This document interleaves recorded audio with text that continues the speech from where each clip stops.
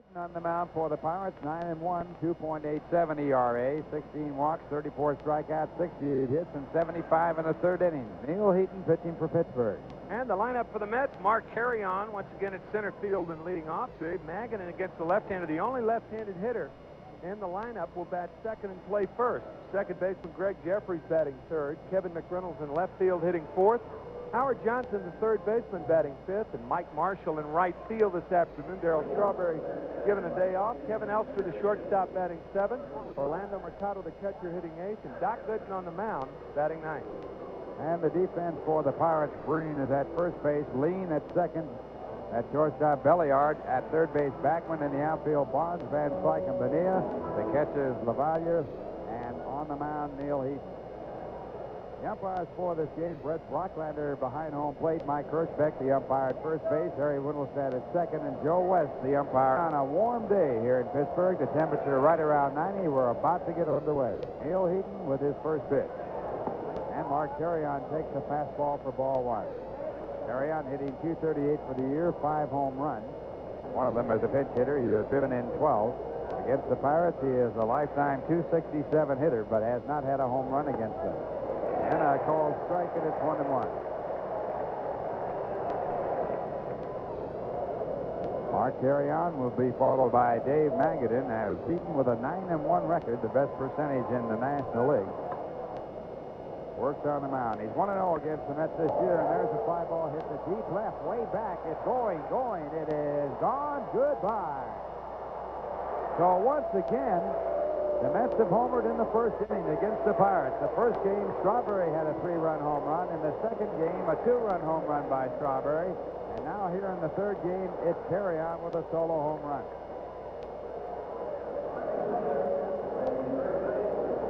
I guess the Pirates must be thinking the way to beat the Mets is to play the second inning first. The Mets have been having so much success in the first inning. The 6th home run of the year for Carreon, a pinch hit home run in Wednesday's game, is 5th as a Met, one shy of the Met record, behind Rusty Staub and Ed Cranepool. Boy, he got all of that one, didn't he? He got all of that, and now Dave Magadan, the batter, Heaton with the fastball for ball one. That is only the 7th home run given up by Heaton in 75 innings. Magadan, the hottest batter on the Mets club in this series. He is 6 for 11, hitting .378 for the year with 2 home runs, 14 runs batted in. And this ball hit out to deep right center field. Phenia back to the warning track, and he'll make the play, and does.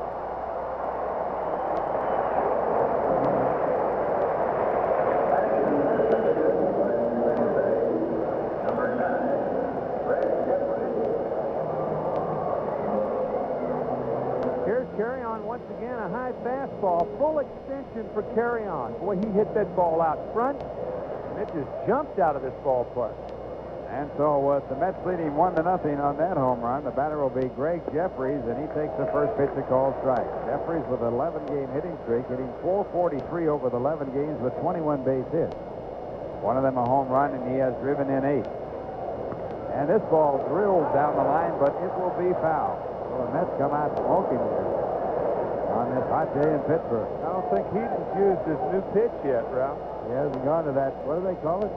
Knuckle curve, Scroogey split finger. He calls it about 10 different things. It's really a split finger fastball, and he picked it up the day before spring training was over. And Ray Miller said, go out and use it. He had success with it early, and that's what has made him into a big winner this year. And this ball moved into left field, a short fly ball, and Barry Bonds over to make the play, and does. 2 men away. He had so much success with that split finger fastball that he won his first 6 decisions. First Pirate to open the season with 6 straight wins since Burley Grimes in 1929. Can you believe that? That is hard to believe. Burley won 10 straight games from the start of the season. Burley Grimes is the last of the spitball pitchers. Yeah, they had that grandfather clause in there to allow him to finish his career. All those that were throwing spitballs when they banned the spitball could continue to throw them as long as they stayed in the major leagues and didn't go down to the minors. And now the batter is Kevin McReynolds. He takes high for ball one. Frank Schellenbach was a spitball pitcher in the majors. He went down to the minors and came back up after the ban, and he could not use the spitball when he came back up. And here's a pitch back to McReynolds, and he takes it for ball 2. 2 balls and no strikes. Early Grimes, the manager, when I was playing at Toronto, and he used to pitch batting practice and throw that spitball, and I'll tell you, it couldn't be hit. And the pitch is taken, and that's ball 3.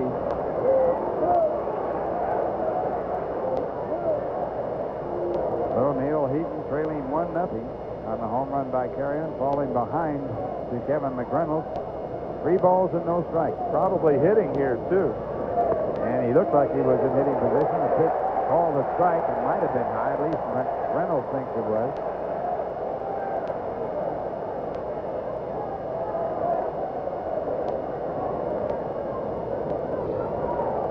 The situation right here, right-hander against the left-hander, a good hitting situation. You're glad you didn't walk. Absolutely. You want to get that chance to swing and maybe hit it out of the ballpark. And the pitch back is taken low for ball 4. And McReynolds walks, and that'll bring up Howard Johnson. Howard hit in the 5th batting position in today's ball game. Johnson hitting .226. He's 2 for 11 in this series. Both of his hits have been doubles. As a matter of fact, 9 of his last 10 hits have been extra base hits. 5 doubles, 2 triples, and 2 home runs. Johnson with 10 home runs and 38 RBI. He's hit 14 home runs against the Pirates in his major league career. And a throw to first base. Reynolds with 4 stolen bases in 6 attempts.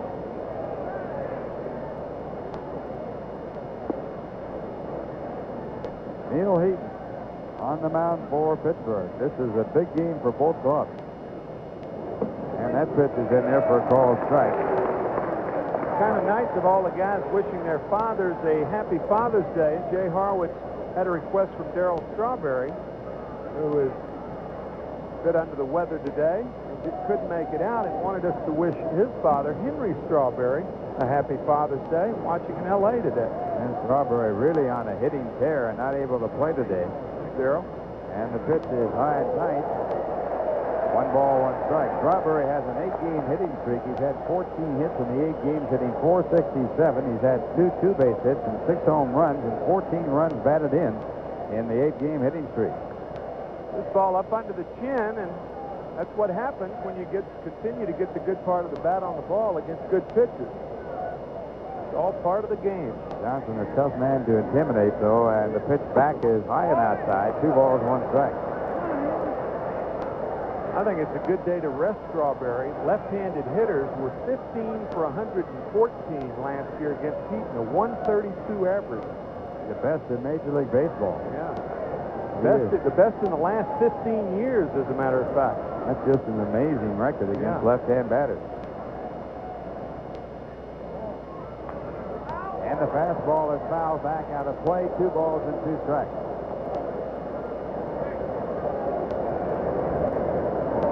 Mets with a leadoff home run from Mark Carreon, leading 1-0 as we're underway here at Three Rivers Stadium. Another good crowd on hand. They had 45,000 here last night. Mets have won 6 of their last 8, 8 of their last 11, and 9 of their last 12. And under Bud Harrelson, they have won 10 and lost 7 since he took over as manager October the 1st. Mets against the Pirates have won 5 of the 9 games played, and they start their action 7 games back of Pittsburgh.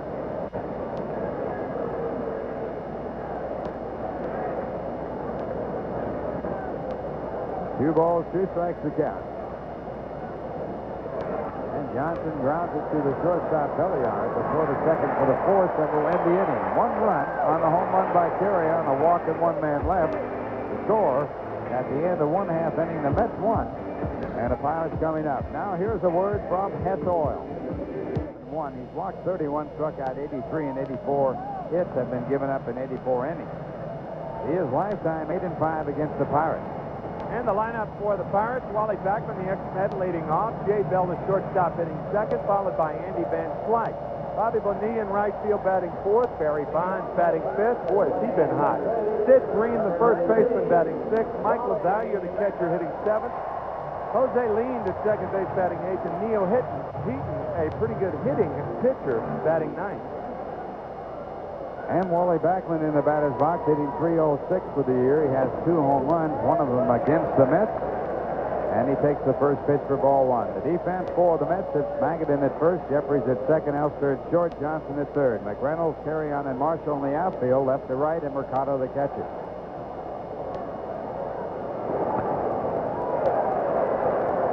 And the fastball fouled back into the stands, 1 ball, 1 strike. Wally hitting .333 against the Mets. He's had 4 hits and 12 at-bats, one of them a home run. He's driven in 2. He is platooned at third base with Jeff King, who had 3 hits in last night's ball game. Now he attempts to bunt and fouls it off, 1 and 2. Mike Marshall taking over in right field for the Mets. Darryl Strawberry being rested here today.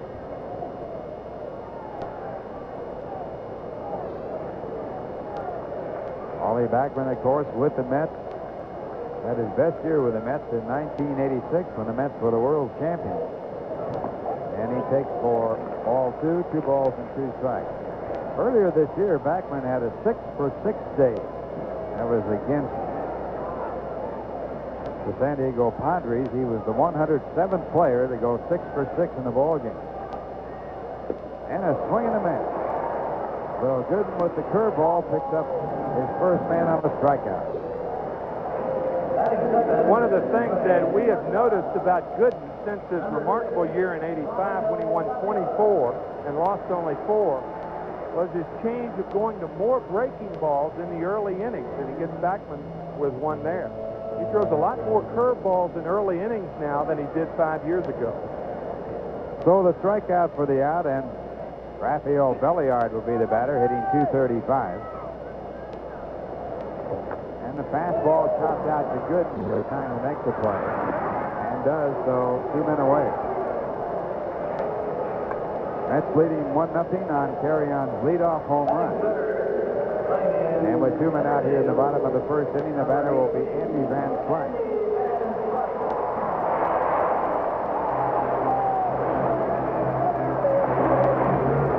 Andy hitting .311 with 7 home runs and 36 RBIs. All of his home runs have come off right-hand pitching.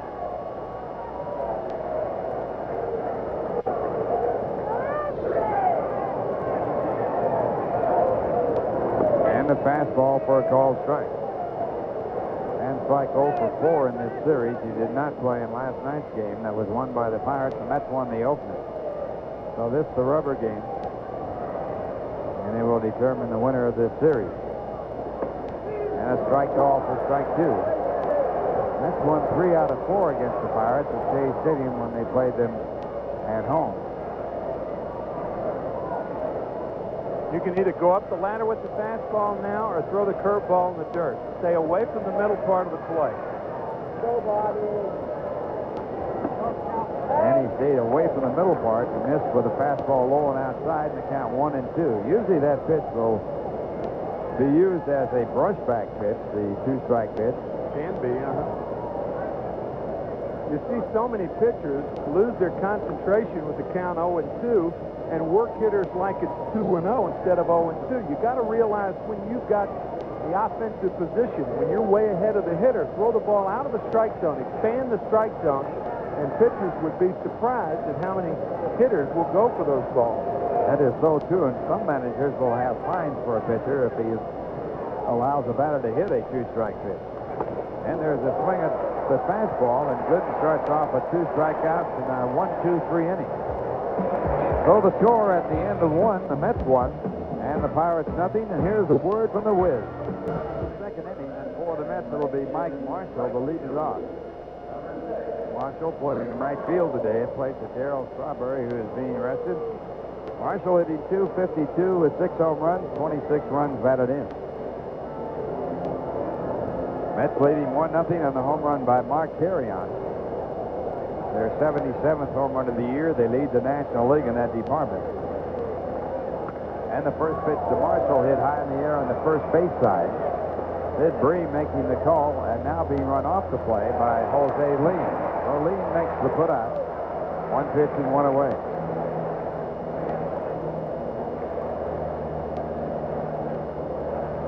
Jose Lean, one of the better And you could use that comparison. Second baseman in the game, the best would be Ryan Sandberg, whom Dallas Green stole from the Philadelphia Phillies when he was running the Chicago Cubs organization. Highway robbery. Dallas, of course, working with us here today. He also worked with us last night on the first pitch of called strike. From what I understand, and Dallas can confirm it in the fourth inning, he would not make the deal straight up, Boa for Ivan De Jesus, unless he wouldn't make it unless Sandberg was in the deal. Dallas having a lot of experience with Sandberg in the minor league. And a pitch to Kevin Elster, hit out to right field where Phenia is there, and he makes the catch. So 2 men away as Elster, hitting 198, flies out to right. Elster with 5 home runs, 27 RBIs, and Heaton settling in now after giving up a home run and a walk in the first inning. That'll bring up Orlando Mercado, who is catching today's ball game. Mercado hitting .294 with 1 home run, 4 runs batted in. And the first pitch, a fastball for a ball.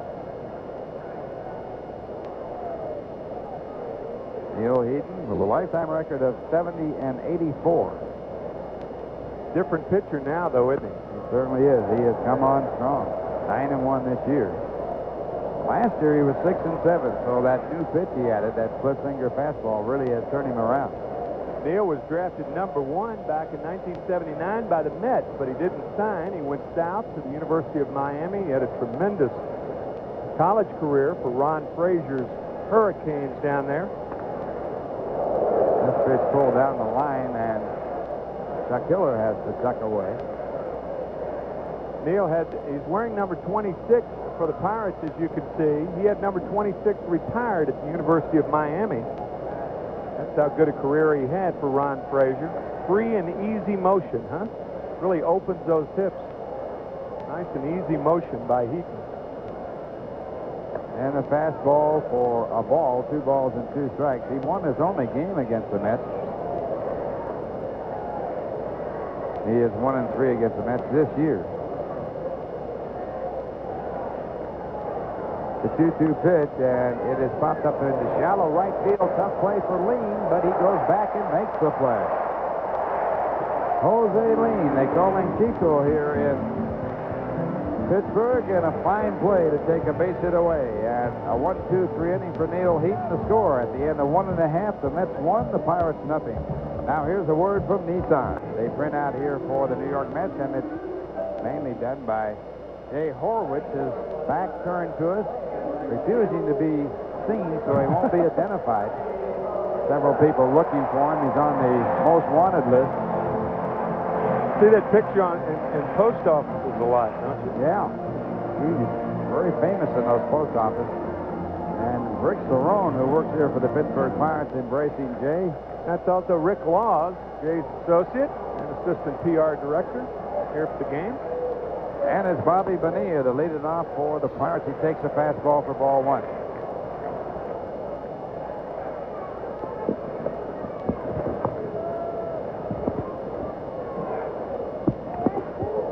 And that ball fouled away as Tim McCarver comes in for the play-by-play. Tim back in town again after racing the airways from Baltimore. Baltimore and Boston yesterday. The Boston Red Sox winning 6-3. 1-1 to Bobby Bonilla. 1-0 Mets here in the second. And the change is outside. Bonilla second in the National League in total bases. 35 extra base hits. 16 doubles and 4 triples to go along with those 15 homers. Fly ball left field. McReynolds near the line. He makes the catch. 1 away, 4 in a row now, retired by Gooden. Amazing thing about Bonilla is hitting .207 as a right-hand batter, with only 3 home runs as a left-hand batter, hitting .368 with 12 home runs. The other day against John Tudor, a left-hand pitcher, he batted left-handed. First time in the major leagues and hit a home run. He had a 3-run dinger against Tudor. No easy assignment for a left-handed hitter. Barry Bonds now has been red hot. The Mets fortunate that no one's on base. Bonds batting .522 with runners in scoring position. 24 for 46. with runners in scoring position for the red-hot, multi-talented Barry Bonds. Ball and no strike. Had a chance last night and came through. He wasn't 500. He's just amazing. I mean, you just can't do that. The game is not that easy. Gooden takes a little off the fastball. A ball and a strike to Barry. Pirates as a team hitting .310 with runners in scoring position with 13 home runs and 224 runs batted in. And that stat alone tells why they're in first place. Certainly from an offensive standpoint, they have stayed healthy and getting good pitching from Draybeck. They've been doing it without John Smiley, too. 2 balls, 2 strikes to Bonds.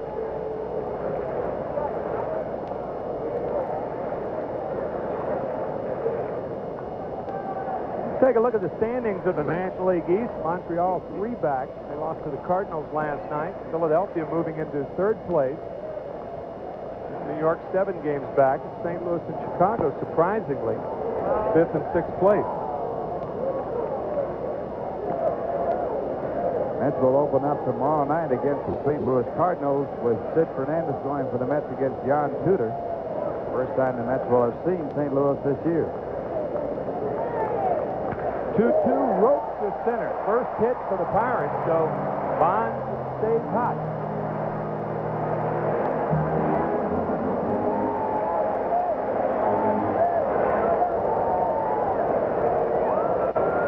Sid Bream, the batter, and last night in the bottom of the 8th inning, here's what he did against Julio Machado. Just put the game out of reach as Sid Bream hits his 4th home run of the year and drives in 3-run home run for the Pirates in the 8th inning. That was his only at bat in this series. Pirates winning the game 11-6. Bream batting .286 on the season with 4 home runs. Bonds obviously a base stealing threat. Doc Gooden, if you follow our broadcast, it's a very difficult time holding runners on. Big leg kick.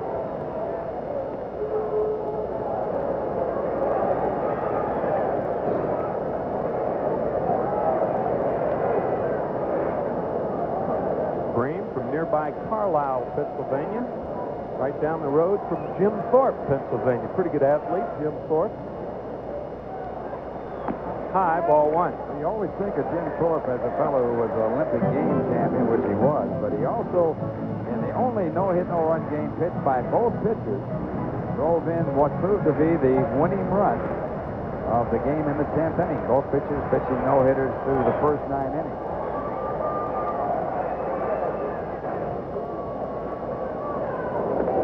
High, ball 2 to Bream. That's what got Thorpe in trouble, right? Playing professional baseball. Under another name, and they found out about it, and they took his gold medals away from him. But they were restored just a couple of years ago. Properly returned, indeed. 2 balls, no strikes to Sid Bream. The 4th attempt at Bonds at first base. Bream had 3 operations on his right knee last year, and he has that big, bulky brace on that knee. There goes Bonds. Fastball to strike. The throw's not in time.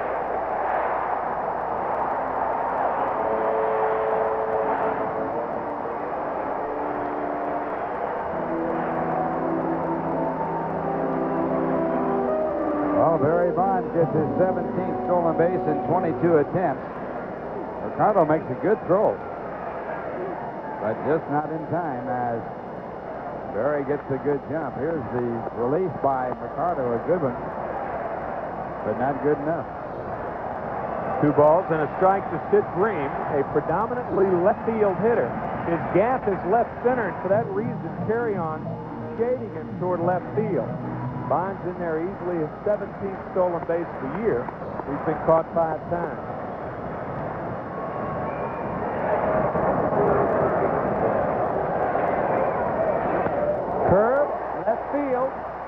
Base hit.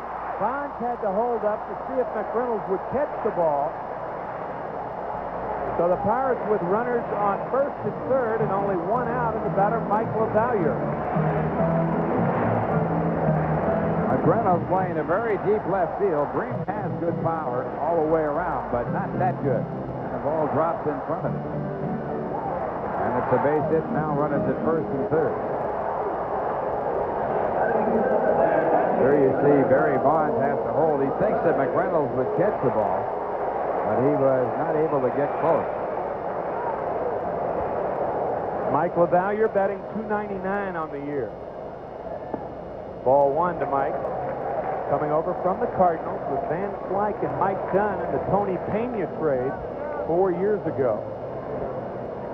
They're platooning their catching position. Don Slott hitting .409.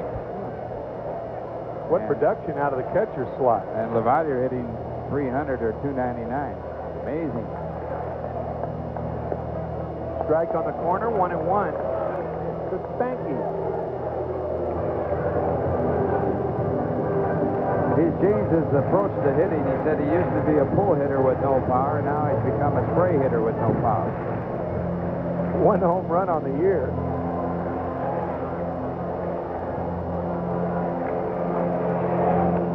Curve, left field, shallow left. Elster back, and he makes the play. Nice play by Elster. He was the only one who could have made that play. McReynolds was nowhere near it. I'll tell you, with the bottom part of the order up, I'm a little surprised Bonds didn't tag up with Elster making the catch and going toward the line. Very tough throw from the position of catching the ball as he's moving back and also in motion when he makes the catch. To right yourself from there and make an accurate throw would be very, very difficult. Another play would have been to have Bream tag up, take off for second, and the minute that Elster throws the second, Bond goes home. You've got to work. Bonds goes home. You've got to work on a play like that. Tony Taylor and Cookie Rojas used to do it with the Philadelphia Phillies very effectively. 2 out, 2 on. Lean is now the batter. Inside, ball one. Lean has to be the most effective eighth-place hitter in the National League, hitting .327. He's driven in 25 runs without a home run. And you know who's leading the American League? Ozzie Guillen batting ninth, batting .335. Isn't that amazing? Yeah. Of course, the American League likes to utilize a hitter in that ninth position at times like a leadoff batter. 1-0 to Lean. Ball and a strike to Jose. You know, Tim, we were talking about that double no-hitter. The only time it's ever been done in baseball, it was done back in 1917. Fred Tony was a pitcher for Cincinnati and Hippo Vaughn for the Cubs. 1-0 win in the 10th inning. Jim Thorpe drove in the only run. He got 2 hits in the 10th inning. Lean goes too far, called a strike by Fred Brocklander, the home plate umpire. He had a little help from Mark Kirschbeck over at first. Ball and 2 strikes to Lean. 1-0 Mets. 2 on, 2 out here in the second.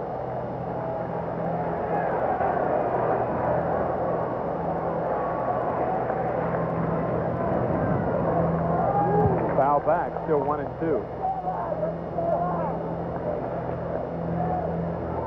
We talked about Bream, the right knee of Bream, and Magadan playing off the bag.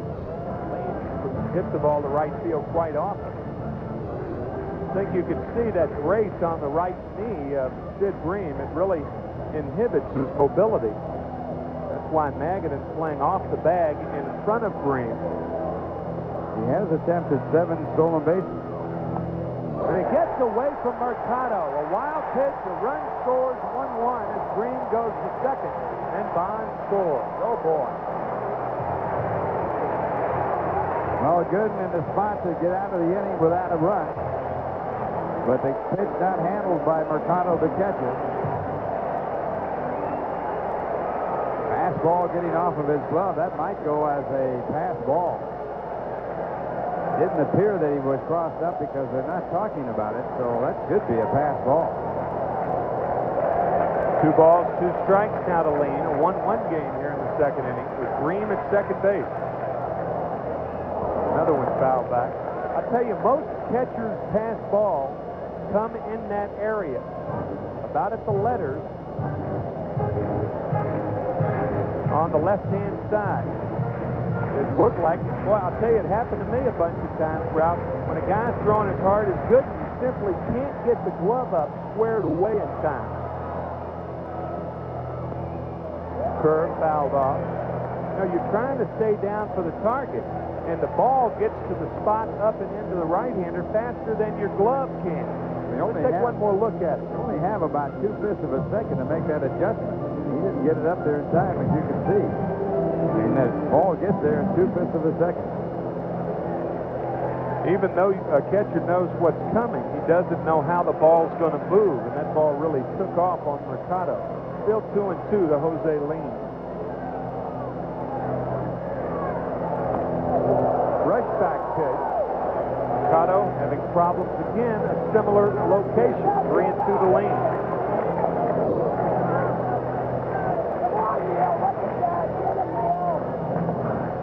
Now this ball is inside. Mercado late in getting the glove over there to get it squared away, as Tim pointed out on the other pitch that he did not have. And it's off his glove, fortunately for the Mets that stayed close by. 3 balls, 2 strikes to Lean with 2 outs, first base open. Curve gets him. So Lean down on strikes, 3 strikeouts for Gooden, but the Pirates tie it with a couple of hits, stranding 1 after 2, 1-1 ball game, and we're back after this from the 9X Yellow Pages. The first time the Mets have played here this year, even though the Pirates have played at Shea 2 times. You remember on your schedule, the Mets were supposed to open here in Pittsburgh, but couldn't do that because of the lockout, so they'll play the Pirates the last 3 days of the 1990 season. A change to Gooden, strike 1. 1-1 here in the 3rd.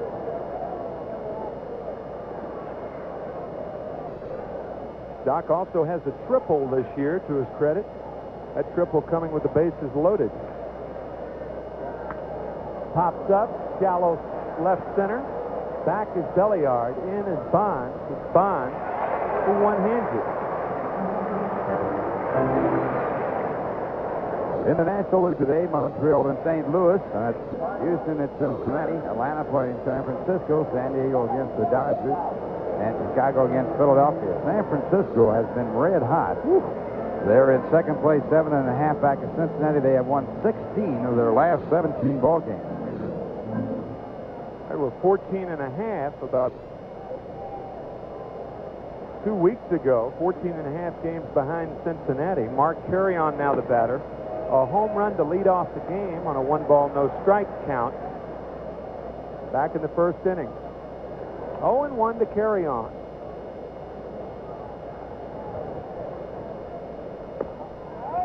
Well, they had guaranteed no-hitter night last night at the Kingdome in Seattle. Nolan Ryan on the mound in that ball game. And there was a near no-hitter, only 3 hits, but not by Nolan Ryan.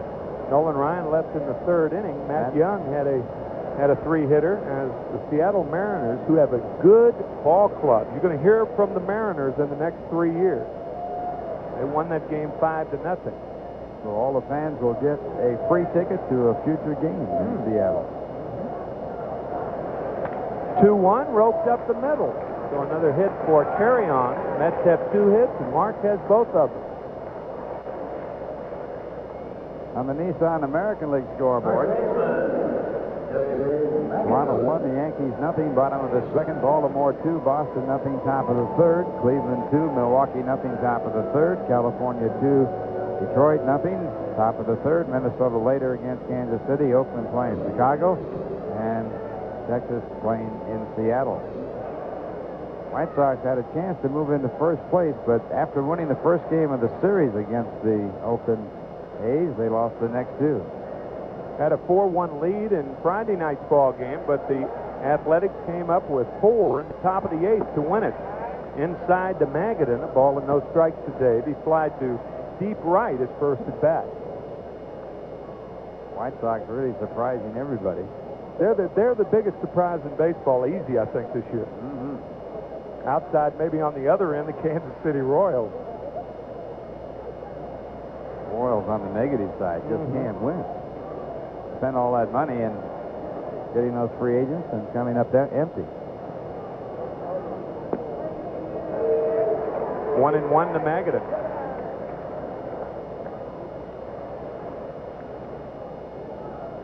See if Buddy Harrelson puts the hit and run play on. Magadan handles the bat so well that even against left-handers, Buddy Harrelson will use him to hit and run.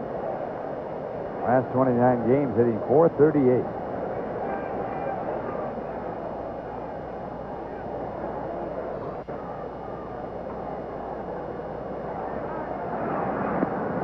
Magadan did not start in Thursday night's game, a game that was rained out.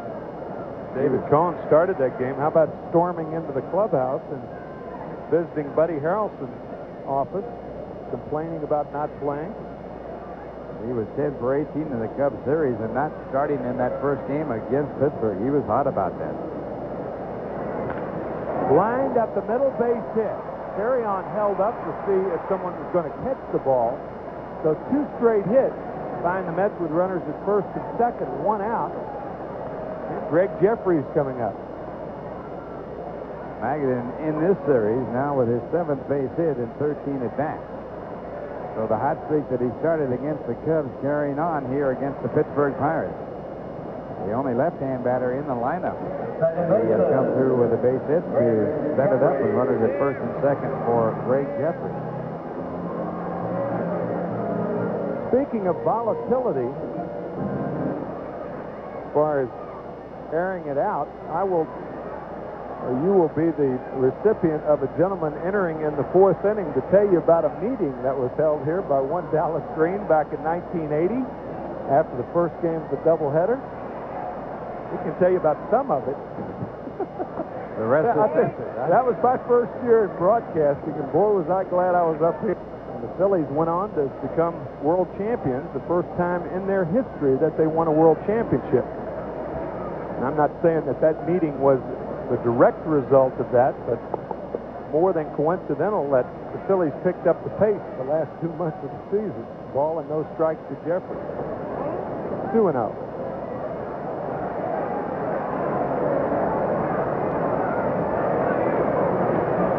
I think that's a pretty healthy sign when you got guys screaming back and forth. At least they get it out in the open. No backstabbing, talking behind the back and second guessing and stuff like that. There's nothing worse than people talking behind the other player's back. And also behind the manager's back. Yeah. Got something to say it to their face. Outside, ball 3-0.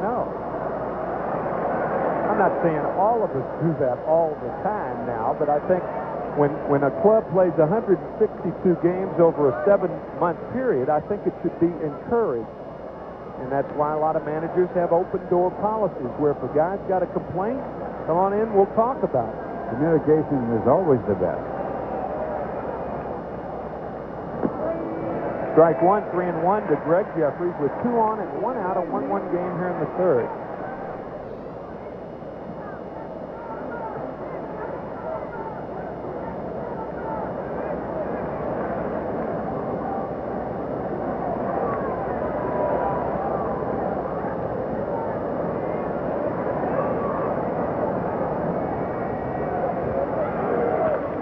Tap foul. 3-2. The runners may be running here. Well, Jeffries is a good contact hitter. You don't have a whole lot of speed on the bases, so if you put them in motion, you might take the double play away if it's a ground ball to the infield. Magadan, the slower of the 2 runners, so LaValliere, if Greg does swing through the pitch, LaValliere may elect to go to second base. You have to have great confidence in your hitter to have the runners going here. There go the runners. Fly ball right center. Carreon retreating to first as Van Slyke makes the catch. 2 out.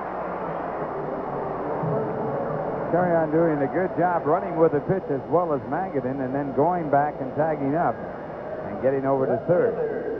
He had to go a long way back because he was in full motion going to third. You don't even see him in your picture there. And the catch is made by the center fielder, Andy Van Slyke, who has a great arm. Yeah, Carreon was almost all the way to third and then retreated on that high fly. There he is. Good job by Carreon. That's the kind of ball you like to see. And the kind of baseball that Buddy Harrelson has been encouraging. First and third, 2 outs. Neal Heaton has won 9. He has lost 1. His best year prior to this year, he was 13-10 in 1988 for the Expos. Strike 1 to Kevin McReynolds. We got off to a great start with the Expos that year and was really hot because Davy Johnson, who was the manager of the All-Star game, didn't pick him as one of his pitchers.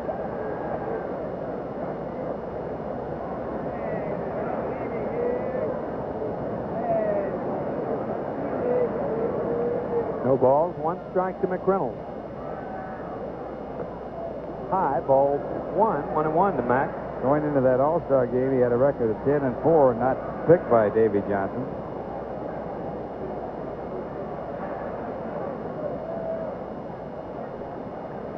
I said 88, I meant 87. That was the year,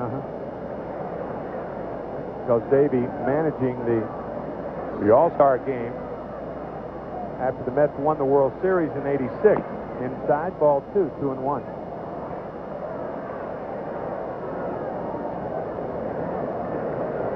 Last time out was against the Cardinals, went 7 innings. 7 hits.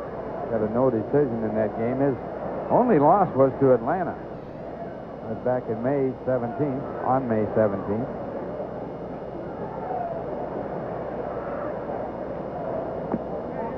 Ball 3 to McReynolds. 3 balls and a strike. This game is tied at 1, but Heaton has not been sharp through the first 3 innings. Unusual for this ballpark. He's not only 4-0 this year, but he hasn't been beaten at Three River Stadium in 10 appearances dating back to July 21st of last year. 3 balls and a strike to McReynolds. First and third, 2 outs, 1-1 here in the third. Ball 4. So McReynolds walks for the second straight time. That loads him up for Howard Johnson. Normally, this would be a scoring position for the New York Mets, but Howard Johnson's been in the batting slump. And the pitching coach going out to the mound. Ray Miller, pitching coach for the Pirates. Well, the last big hit Hojo got was the grand slam home run in the 9th inning at Wrigley Field on Wednesday, first game of the doubleheader. The Mets lead the National League in grand slams with 3. I'll tell you, a lot of averages got well in those 2 days at Wrigley Field. 19-8, 15-10, and 9-6. The Mets beating the Cubs the last 3 games of that 4-game series. You know, dating back to the loss that the Mets had to Pittsburgh at Shea State, 3 out of 4 from Chicago and 1-1 here. In their last 10 ball games, Mets have had a record of 7-3 with 38 two-base hits, 1 3-base hit, 17 home runs, and 89 runs scored. They've averaged 8.9 runs in the last 10 games. Offense was good, even losing last night, losing 11-6. Johnson 0 for 1. Bases loaded, 2 outs here in the third inning, a 1-1 game. Carreon over at third base. Dave Magadan at second base. Second straight walk for Kevin McReynolds at first.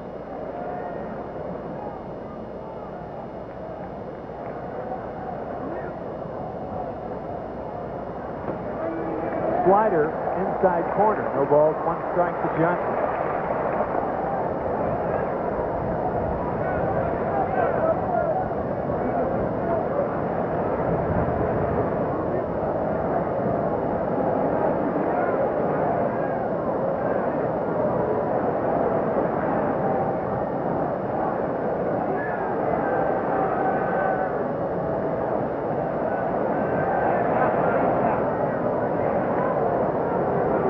One of the problems with a runner at second base, the catcher will give a series of signs, and if the pitcher shakes him off, then he has to go through another series. Quite often takes a long time for a pitcher to pitch with a runner at second base. Ground ball, right side, lean, throws out Johnson. So the Mets threaten, they fail to score, stranding 3 after 2.5, 1-1. We're back after this one, sharp electronic. Championship team range from 69, 73, 86, and 88. Monday, June 18th is pin night number 3, and all fans will receive a replica press pin celebrating the world champions of 1986, courtesy of Sharp Electronics. As Neal Heaton fouls one back, no balls, 1 strike to Neal. You can call 718-507-TIXX for more information on Sharp Pin Night number 3. Tell you, we've seen those pins, Ralph, celebrating the 69, 73, 86, and 1988 seasons, and they are a nice item. They are that. 0-1 to Neal Heaton, a good hitting pitcher. Even though he's only 1 for 25 on the season, he really makes a good turn on the ball. 0-2.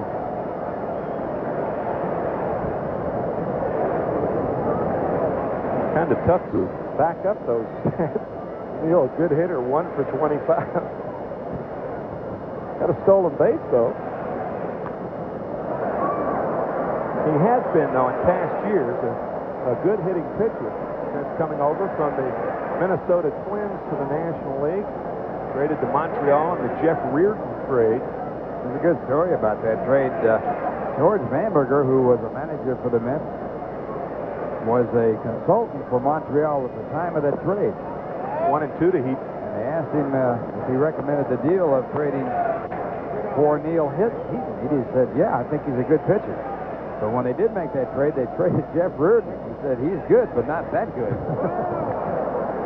4 strikeouts now for Gooden. A wicked curveball gets Heaton. Well, nobody looks good against this kind of a curveball.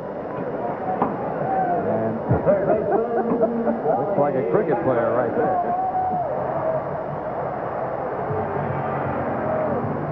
Spinning around on that front foot. There's Jim Leland, the fine manager of the Pirates. Boy, he's a good one. Well respected throughout baseball. And he has his Bucks in first place here on June 17th. 3 games ahead of Montreal and 6 ahead of the Phillies, 7 ahead of the Mets.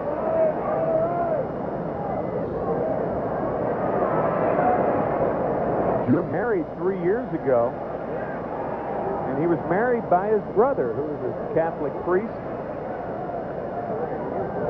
from eastern Ohio, right near here. 1-1 to Backman. It'd be kind of nice to be married by your brother, if your brother's a priest or a preacher or a justice of the peace or a captain of the ship. I think that's about the end of the options there. The ball is 2 strikes to back. Las Vegas. Well, that's justice of the peace there. Or the sheriff. But maybe the sheriff can do it.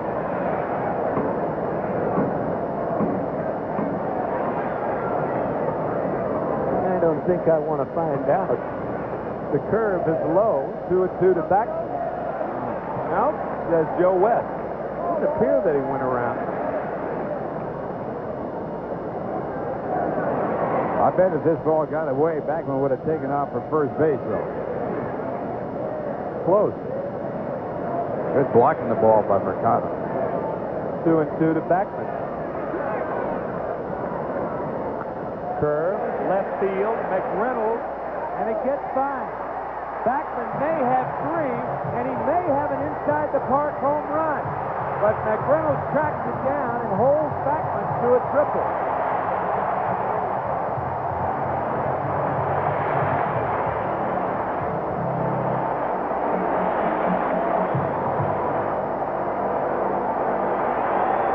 Well, you might wonder why this ball is not caught, because Backman, the left-hand batter, doesn't hit many home runs. But for a little guy, he might have as much power to left field as anybody. You got to respect that power.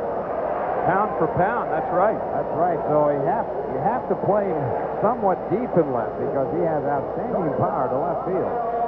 Pound for pound, maybe the best. So he makes a 3-base hit out of it. And now the infield will be playing in for a play at the plate. You can almost see why Wally Backman hits the ball the other way. He drags the hands through the strike zone, which means that really the only place for him to hit the ball most of the time is to left field, because that's where the bat's pointed. Belliard, look for the squeeze. Outside corner, 0-1 to Belliard. Belliard with only 1 RBI this year, and that was in a game in this series.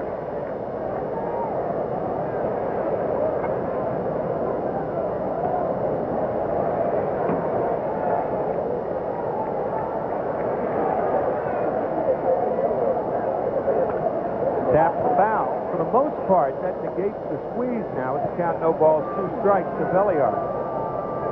Let's take another look at Backman, and I'll guarantee you the angle of the bat will be at the Mets dugout.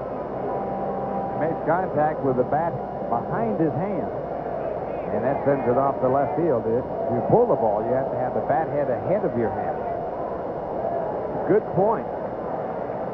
The bat head behind the hands, and that's where Wally Backman makes contact most of the time. And Belliard doesn't make contact, and Gooden with a big strikeout. 2 outs. This is a big strikeout for Gooden. It's his 5th in the ball game. He chases a bad pitch here. But now he takes away the chance to score a run without a base hit. Not out of it yet, however. Andy Van Slyke struck out in the 1st inning. Potential go-ahead run in the person of Wally Backman at 3rd. It's 1-1 with 2 out here in the 3rd inning. Home run by Carreon in the 1st, and a pass ball by Mercado, allowing Bonds to score. That's been the scoring. 0-1 to Van Slyke.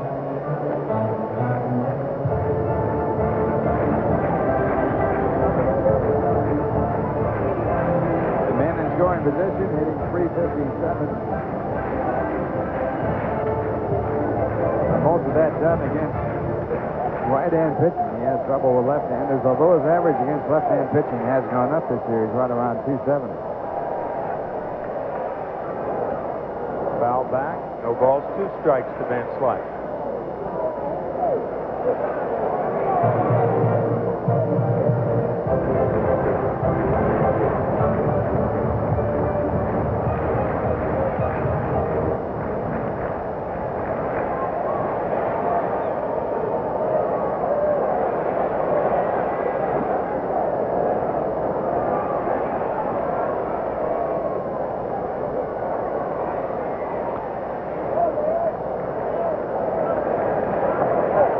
Gooden staying with the fastball on Van Slyke. He's been behind all the fastballs.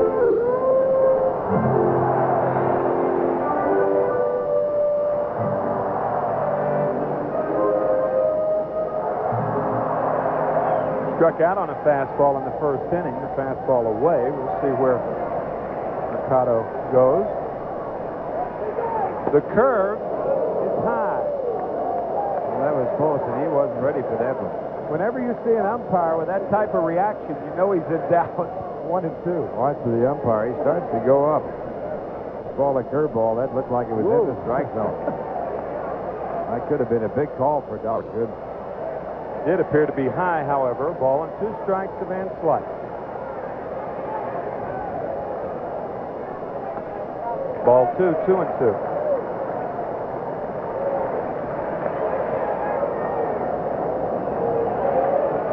Pittsburgh, a tough club at home. They have the best record at home of any club in the major leagues. They're 20-9.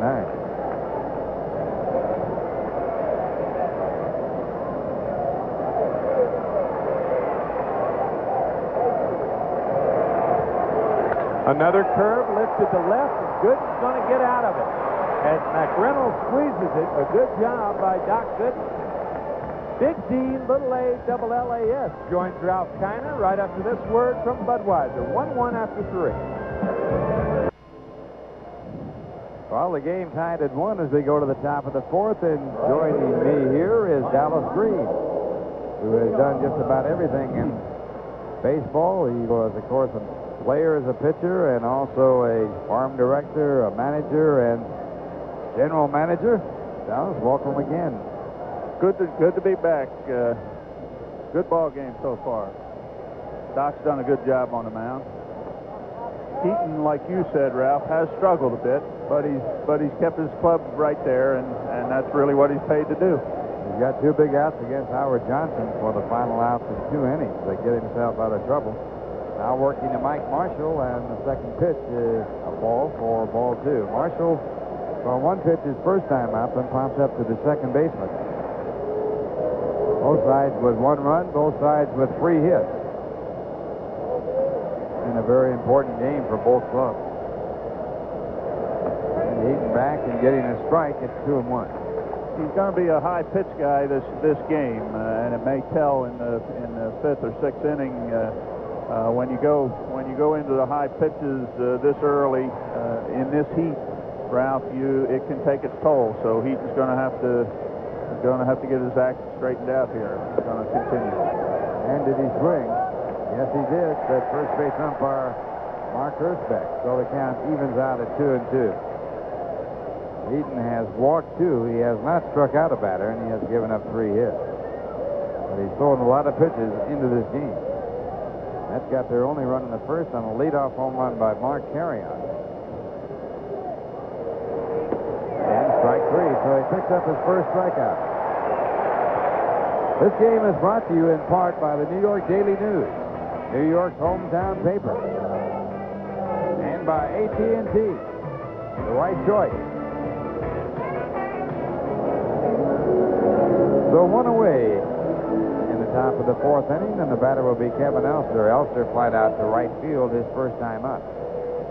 And that pitch that Marshall went after, Ralph, was that Scroogey knuckle curve split finger that Timmy was talking about. And the first pitch here is hit foul back into the stand. That was derived from the fact that a reporter asked him what the new pitch was, and kiddingly, he called it that, and it's been called that ever since. Actually, it is a split finger fastball. Well, that seems to have been the saving pitch for so many pitchers that have struggled in their major league careers. They find that one pitch, and it's usually the split finger that helps them through some trouble. And the fastball there, the count 1-1, pitch out of the strike zone. The split finger fastball, somewhat similar to the forkball, and in this ballpark yesterday, a fellow who used that forkball so well, Elroy Face, as part of the old-timers game that was played reliving the 1960 World Championship of the Pittsburgh Pirates when they won in 7 games over the New York Yankees on Bill Mazeroski's home run. Face in 1959 had a record that you cannot believe as a relief pitcher, 18-1. He was just unbelievable that year. There was no question about that. That split finger nobody had seen before, and they just couldn't handle it. And that pitch a ball, so the count 2-2. Well, I guess they call it a forkball. Forkball, yeah. The forkball and the split finger are really thrown very similarly. The split finger is not. The fingers are not spread as much as they are on the forkball. Forkball held deeper into the base of the fingers. Yeah, you really have to stretch for the forkball. You really have to stretch your fingers, Ralph, and not too many pitchers really could do that. They didn't have big enough fingers, didn't have big enough hands, and couldn't do it. The split finger is kind of squeezed out as well, and that gives it the downward rotation that makes it break downward so bad. And again, a foul ball out of play. Bruce Sutter, who pitched for the Cubs and also, of course, for the Cardinals in Atlanta, came up with the so-called first split finger fastball, and he got the split finger because he couldn't throw the forkball. He couldn't hold it deep enough in his fingers. Well, he had a great one. He really did. Fred Martin, I guess, is the guy that did a lot for him, and really good major league pitch in his home run. Here's the 2-2 pitch, and it goes to ball 3. Full count to Kevin Elster. I guess Mike Rourke also had a lot to do with that, because whenever Suter ran into trouble, he would run to Mike and get some refreshers, so to speak.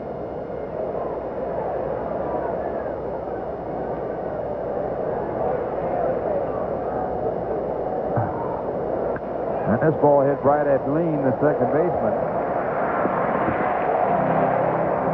2 men away. 1-1 ball game. 2 men away. We're in the top of the 4th inning, and Orlando Mercado will be the batter.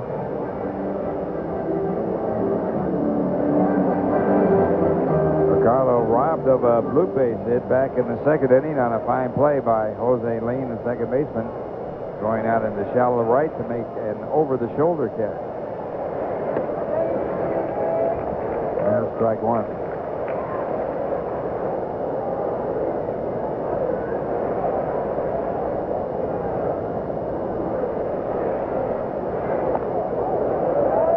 One ball, one strike. A little brush back with a fastball.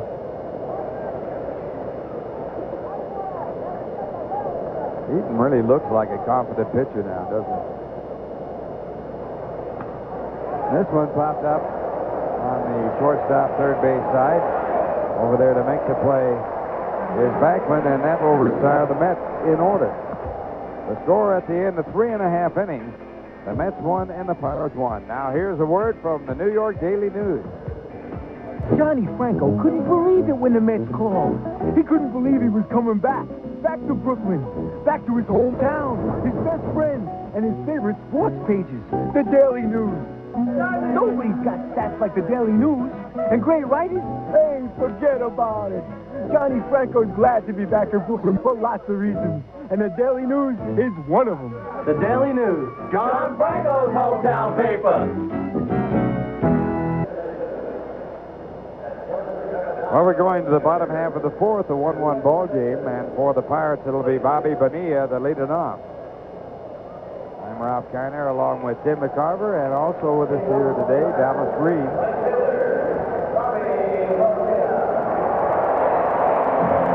Doc looks like he's got his act together pretty good right now, and I hope he continues.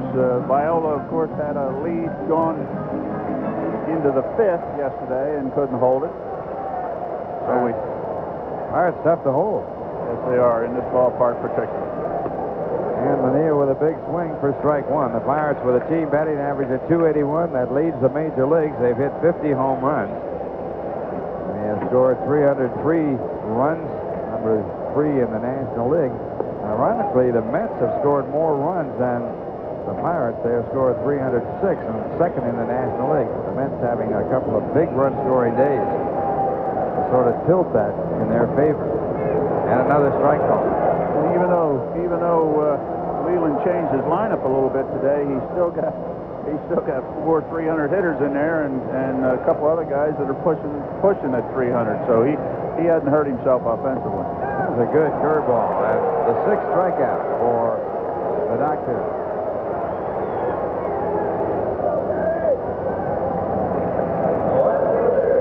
Doc gives him another breaking ball and freezes Bonilla. Bonilla thought it was outside. But that ball catches the plate. That'll bring up Barry Bonds, who has had 6 hits and 9 trips to the plate in this series. Single to center field for the first hit given up by Gooden in this game, and he takes high for ball 1. This is his last appearance, 7 innings, giving up 11 hits, striking out 5. And the fastball fouled back, 1 ball, 1 strike. Well, his offense obviously helped him out in that game. There's no question about that. He had plenty of offense, plenty to work with, and he didn't have to really struggle too much, even though he gave up 11 hits. Gooden was the opening day losing pitcher to the Pirates. And breaking ball for ball 4 2 balls and 1 strike. That was back on April 12th. This ball hit down the right field line, but it will be foul. That was a good pitch. Doc took a little bit off it, had Barry out in front, and all he could do was pull through the bat, and pull it foul. He was out in front of the ball. Good breaking ball. Feeling for the ball. This one hit deep the other way. McReynolds back to the edge of the warning track to make the play. So Barry Bonds is out. But when you're going good, you can be fooled like he was in the pitch before. He managed to foul it off and then come back and hit one hard. We've seen it time and again. It happens, especially when you're running a hot streak. You're not going to get fooled too often when you're running a hot streak. So now 2 men out, and Sid Bream will be the batter. Sid with a base hit to left field, his first time up. Bream hit the majority of his pitches to the left field side of center field. Although last night he pulled a home run over the right center field fence. His only at bat in the ball game, a 3-run home run. Bream with 4 home runs, batting .236 on the year.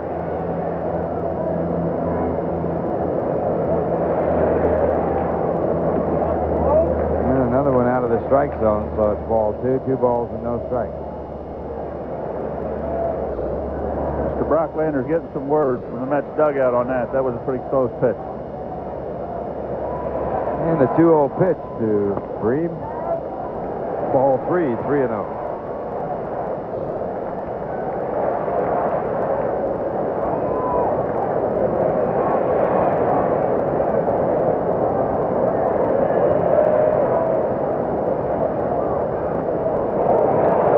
The green light, 3-0. 4 home runs on the year. That's unusual, but he is hitting down in the 6th position in the batting order, and he had that home run yesterday.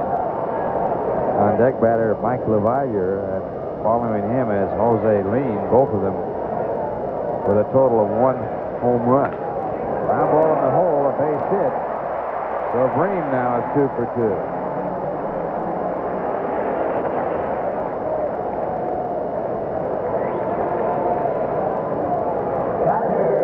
Behind the count, Doc's 3-1, and he's got to come in with a fastball. The fastball's down where he wants it, but Bream gets the bat hit out, pulls the ball in between the first baseman and the second baseman. You'd rather have him hit it on the ground for a base hit than walk him. And Bream comes up with a base hit, and that puts a runner at first with 2 men out. Brings up Mike LaValliere, who was out in the little pop-up in the shallow left field his first time up. Good play on the ball by Kevin Elster. Bream not really a threat to steal. And LaValliere fouls it back into the stands. A fastball by Gooden.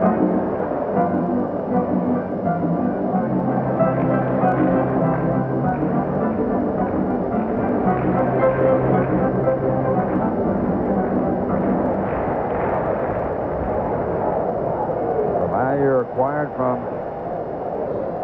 the St. Louis Cardinals. He started his career with the Phillies. And the pitch is taken for a ball, 1-1. You know, with a left-hand hitter, 2 outs, runner on first base probably is not going to steal. You wonder why the first baseman's not playing off. But I think probably Buddy's thinking here, Ralph, is that Doc's not real good at holding him on anyway. And he's going to have to hold on and try to hold him close. There he goes. Bream. The throw is in the dirt, so a stolen base for Sid Bream, his 3rd in 8 attempts. So in spite of that bad knee, a stolen base. Buddy's right again. You had to hold him on just because Doc really is not real good at holding guys on anyway. There's 2 outs, and it's an obvious steal situation, even though the guy doesn't. And Bream takes advantage of it and slides in safely. So he is now in scoring position.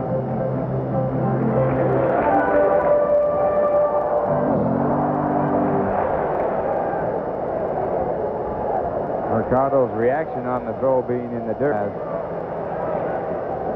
the pitch comes back to LaValliere. Interesting stat on LaValliere. He had 7 singles last year, and all 7 of them, the runner who was on second base did not attempt to score. Means you play him very shallow in the outfield because he does not have that good power. But here he's walked. That is the first walk given up by Gooden that puts runners to first and second.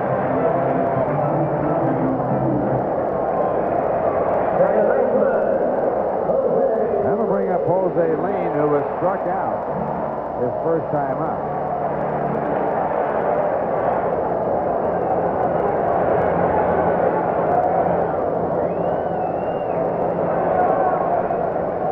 The first pitch to Lean, bouncer out to second. Took a bad hop, a high hop. But Jeffrey's able to handle the extra bounce and picks up the out at first base to retire the side. 1 hit, a walk, and 2 men left on base. The score at the end of 4. It's the Mets 1 and the Pirates 1. Now here's a word from your Chrysler dealer.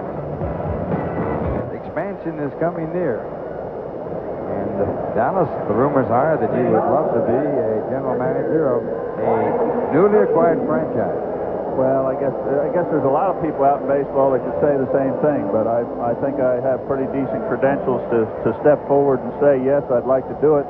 I don't have a lot left to accomplish in baseball, but that's something I'd love to do. Take an expansion club, start it from scratch, hire some people, good baseball people that I know would work hard for me, and have some fun with the rest of my career in baseball. And as Doc Gooden at the plate, he takes for ball 2, 2 balls and no strikes. The hard part about an expansion club, and they've announced the way they're going to give the players, I should say sell the players to the expansion franchises, is taking those ball players and having to wait maybe 9 or 10 years. The Mets organized in '62, the fastest winners in expansion history, winning in 1969. That is the difficult part. It really is, Ralph. You know, the talent pool is not real good right now. You almost have parity of talent throughout the major leagues, the 26 ball clubs, and it's going to be tough to add any more clubs to the major leagues and not put a strain on the talent. Yeah, strike call. Gooden thought it was ball 4, but it's now 3-2.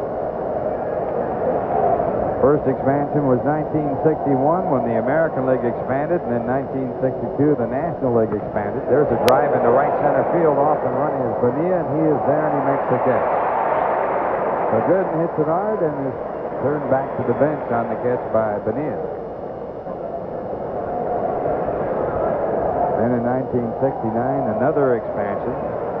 Center fielder, Mark Carreon. The major leagues are going to expand. They've already announced that. I'm not sure their heart's in it, but they know they have to do it. There's some great cities out there that probably deserve baseball.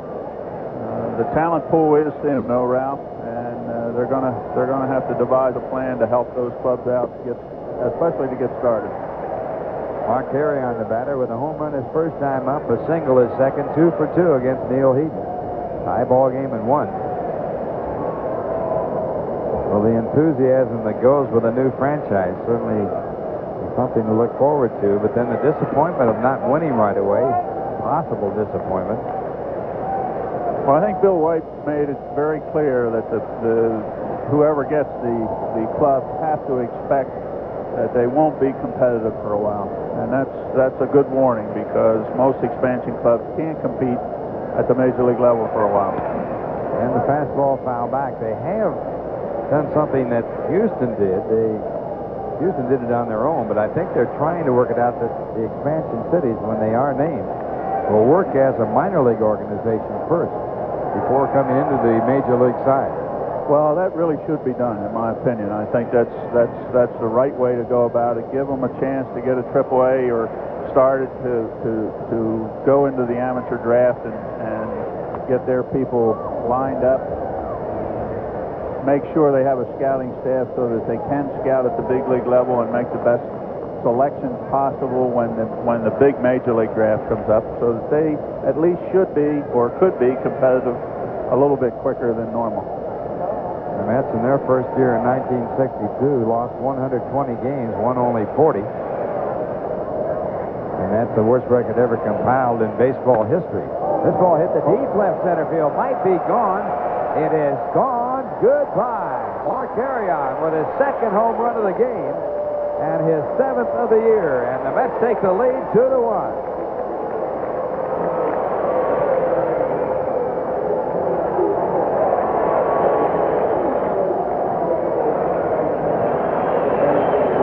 Well, ironically, Dallas Green, a player like Mark Carreon would be a possibility for an expansion team. He is a 4th outfielder, and look what he has just done. He's the kind of guy that you'd certainly like to get. He's got power. He's got some ability, athletic ability. Boy, he really crunched that ball. All the outfielders knew it was gone the minute he hit it, well up into the seats for second home run of this Sunday. Father's Day, a good one for him, and his daddy played in the major leagues. Now Dave Magadan, the batter, 1 for 2 today. And that pitch is taken for ball 2. Magadan singled to center field in the third when the Mets threatened and did not score. They had the bases loaded. Howard Johnson grounded out for the final out of the inning.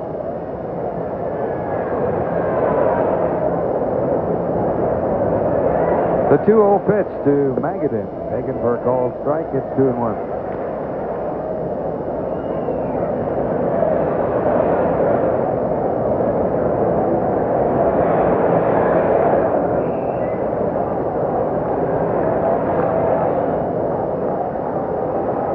Leading 2-1 as they bat here in the 5th inning with 1 man out.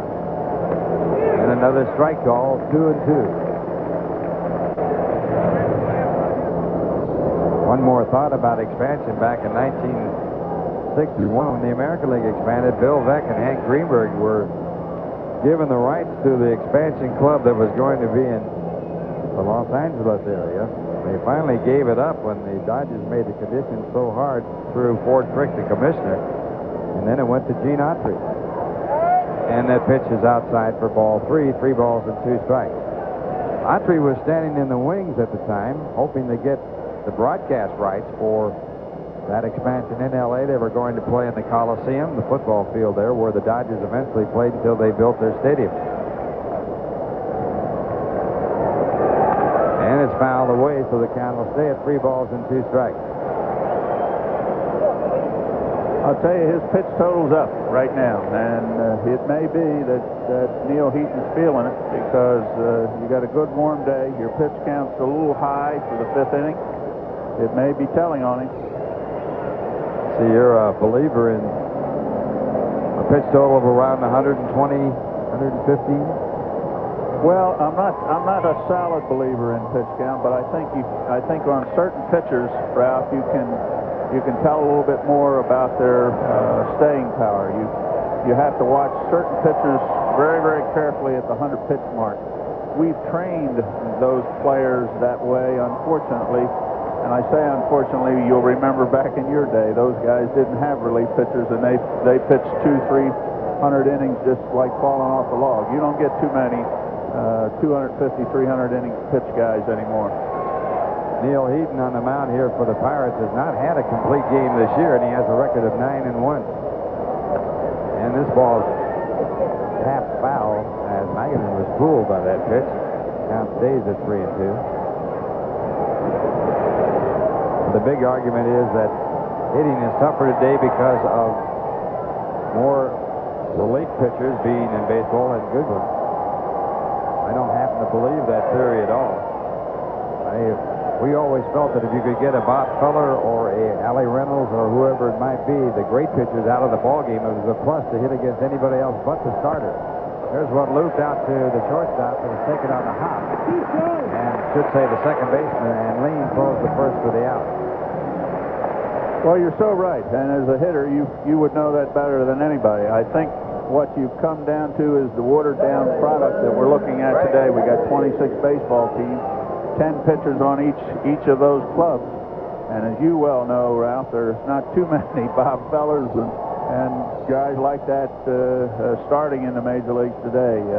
The bullpens have become more important, more specialized. As a result of that, you're seeing fresh pitchers all the time. By necessity more than by design, and this ball is pulled foul as you look at Greg Jeffries at the plate. Of course, I go back to the hitters, too. I think there are so many singles hitters in today's baseball that try to hit long balls, home runs, that it's not funny. I think they work in the pitcher's favor, and I think that's one of the reasons offense has suffered as well. And strikeout totals have gone up. 1 ball, 1 strike to count to Jeffries, and there's ball 2, 2-1.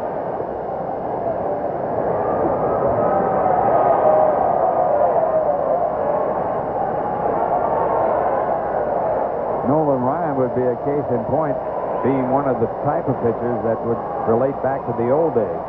This ball hit hard to center field. Van Slyke off and running. He'll have to get back, and he makes a fine catch.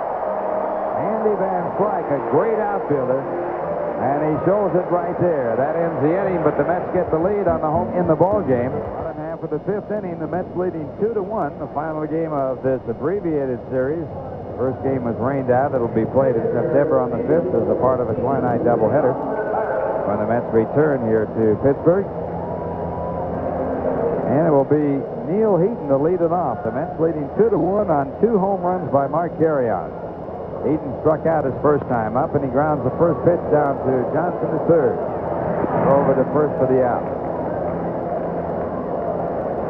So 1 pitch and 1 away here in the fifth. As Dwight Gooden works on the mound for the Mets, he has given up 1 run, allowed 4 hits, while striking out 6.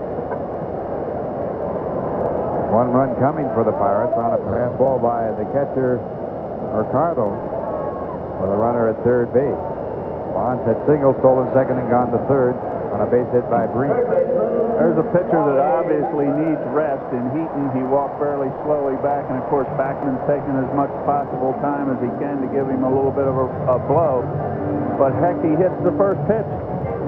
You know, that just doesn't make sense if you're trying to make the guy out there work a little bit in his heat for a pitcher to lead off the inning and swing at the first pitch.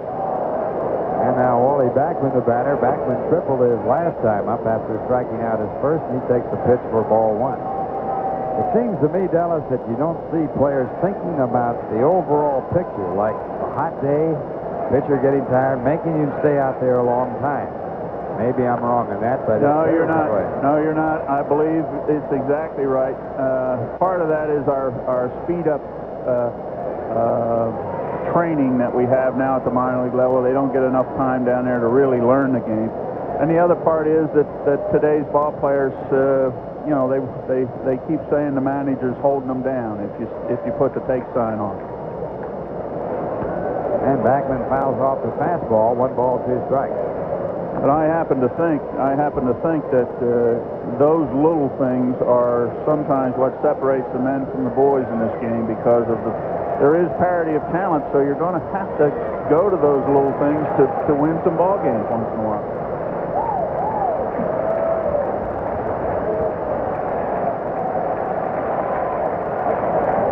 And the fastball way high. They count 2 balls and 2 strikes.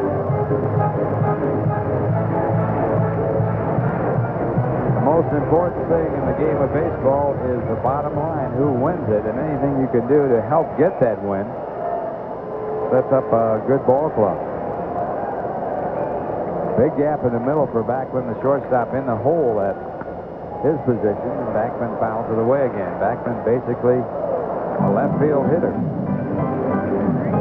and his triple was down the left field line. Well, I'll guarantee you, when you talk to people that win championships, every team that ever has won always say they were doing the little things that were important to win ball games. Sure, you need home runs, you need outstanding individual performances, and you need well-pitched baseball games, Ralph. Still, that's the name of the game. But you've got to do those little things to be successful day in and day out. And a good curveball, and for the second time, Backman is struck out on the curve. 7th strikeout for Dwight Gooden in this game. This is really a fine curveball. It just freezes Backman, and just like several of the left-hand hitters, he's throwing that backdoor curveball, the curveball that's away from the hitter, and it looks like it's away from the plate, but it breaks back over the plate and catches the corner for a strike. So now 2 men out, and the batter will be Rafael Belliard, who was struck out on the fastball his last time up. He is 0 for 2 in this game, and he goes after a fastball and fouls it back.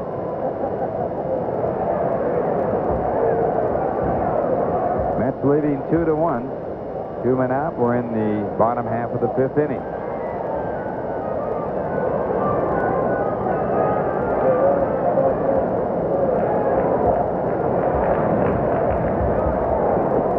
The curveball hanging high there, not much spin on that one, and it's 1 ball and 1 strike.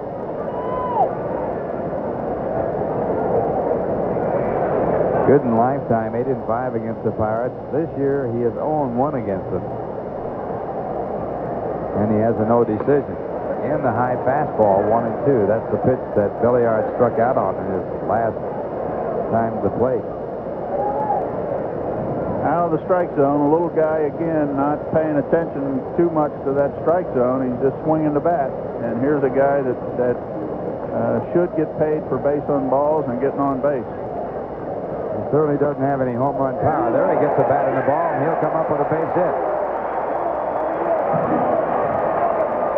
That, unfortunately, Ralph, the Belliard I remember. I tell you, I was general manager of the Cubs for 6 years or 7 years.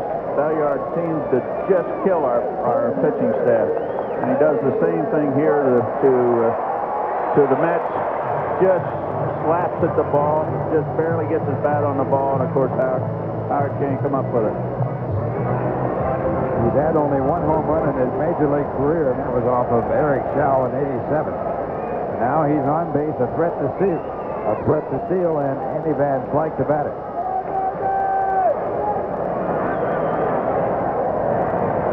He does not go, and Van Slyke hits the first pitch to left field. McReynolds off and running, and he makes the catch. That will end the inning. No runs, 1 hit, 1 hook. And the score at the end of 5. It's the Mets 2 and the Pirates 1. Now here's a word for Budweiser. To the top of the 6th, the Mets leading by a score of 2-1. Neal Heaton on the mound for the Pittsburgh Pirates. And Heaton, as we told you, is high in the pitch count. He's got 88 pitches through 5. That's about 17 per inning, and that's a little bit high, especially in the heat. I know he'd like to have a 1-2-3 easy inning here. And Kevin McReynolds to lead it off, and the first pitch is called strike. McReynolds has walked twice in this game. Neal Heaton coming into the game with a record of 9-1, and basically his improvement due to a third pitch, the split finger fastball. This ball hit deep, but it is foul, and just another long strike.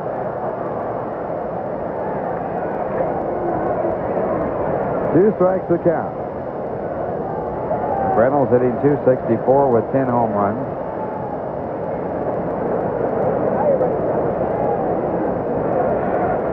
The only 2 walks that Heaton has given up have been to McReynolds, and he comes back inside for a ball, 1-2.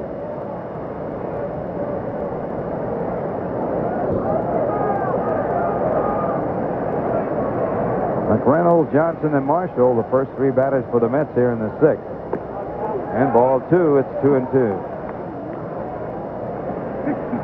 92 pitches now for Neal Heaton, who has been really struggling in this ball game, although it's only 2-1. He's had some difficult endings. And he strikes out. That's that split finger.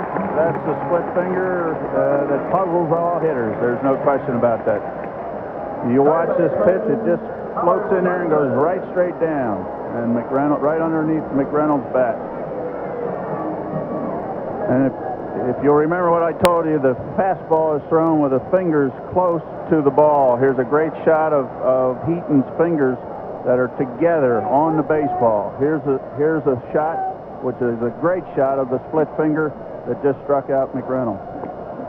2 strikeouts for Heaton, both coming on the split finger fastball, and that brings up Howard Johnson, who takes for ball 1. That was good camera work right there. Outstanding. That split finger fastball is really basically a change of speed. And this ball hit hard. Johnson with a base hit. So Howard gets his 3rd hit of this series. Missed 2 good scoring opportunities his last 2 times up, making the last out in the inning with a runner at first base in the first inning and runners at first and third in the third. Now with a base hit here, and it brings up Mike Marshall, who has struck out and also popped up to second.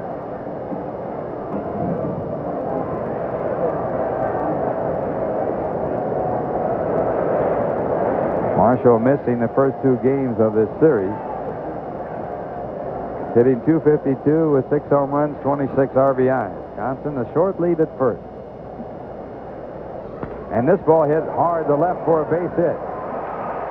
Ball bouncing high, and now Johnson takes advantage of the bobble in left field and goes over to third. The throw goes into second base for Hole Marshall at first, and the Mets with runners at first and third and one man out.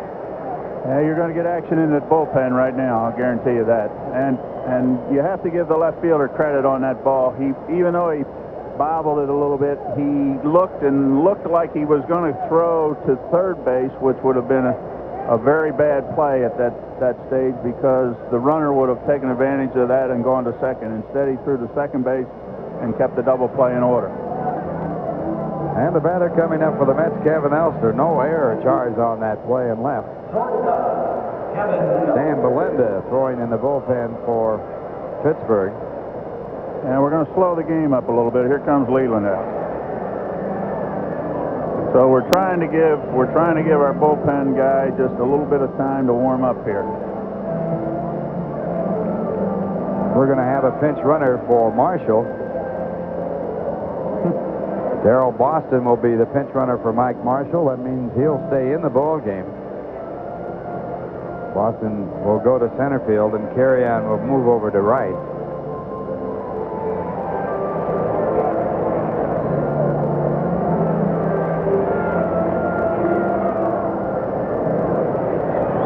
And now Leland making his way back to the bench. That means that Heaton will have to pitch to the present batter, because you can't go out twice in the same inning. And the batter, Kevin Elster, stepping in. Well, Leland's showing obvious confidence in his top pitcher, and well, he should.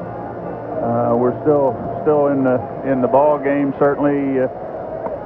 Even though you're down 2-1, you still got things in control if you can stay out of a big inning here. I'm sure Leland just said get one out at a time. They're going to certainly try for a double play in this situation. So the infield set for the double play. Runners at first and third, one out. Elster gets his first pitch for ball one. Elster has flied to right and has grounded out to the second baseman.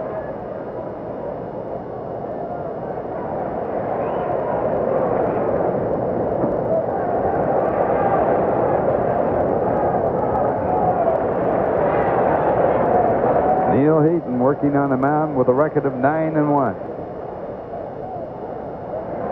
And a pitch out, but nothing on. So now he's behind 2-0, and rather interesting right there. A pitch out called for, and Heaton now behind in the count, 2 balls and no strikes. You got to have a lot of confidence in your pitcher.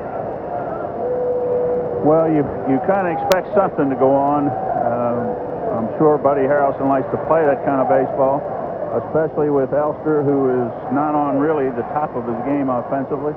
You'd look for some possible squeeze or bunt. And this pitch back for ball 3. I would question the fact that you would do anything like a hit and run play or a steal here when you got a chance to score that runner from third with 1 out.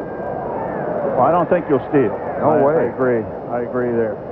But I think you might put something on in a 3-1 situation. Well, that part, yes, but I'm referring back, Dallas, to the pitch out. Why would you pitch out? Because the Mets don't figure to steal here, and then take the chance of having that runner thrown out at second base and making it 2 men out. I think they were defensive for the squeeze as much as anything at that particular stage of the game. Good point. And the count now 3-1 to Kevin Elster, and he should be hitting away. On deck batter Mercado. He is in the on-deck circle. This is a very big point of this ball game, a very big part. Mets leading 2-1, runners at first and third, 1 man out. And the throw to first base. Special trip for you.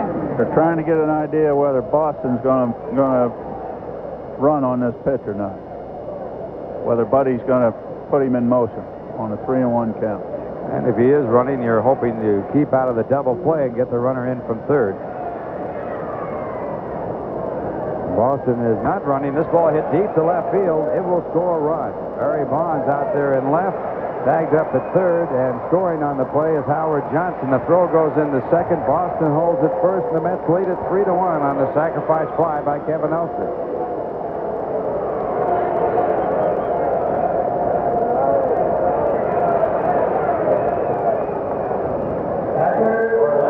pitcher battled. He really did battle. He gets a fastball here on the inner part of the plate, and he's able to drive it deep enough into the outfield to score a run. Alertly, Boston tagged up at first base just on the possibility that the left fielder would throw to home plate. That didn't happen. And the runner's still at first base. Mercado the batter, and a throw to first base. Mercado 0 for 2.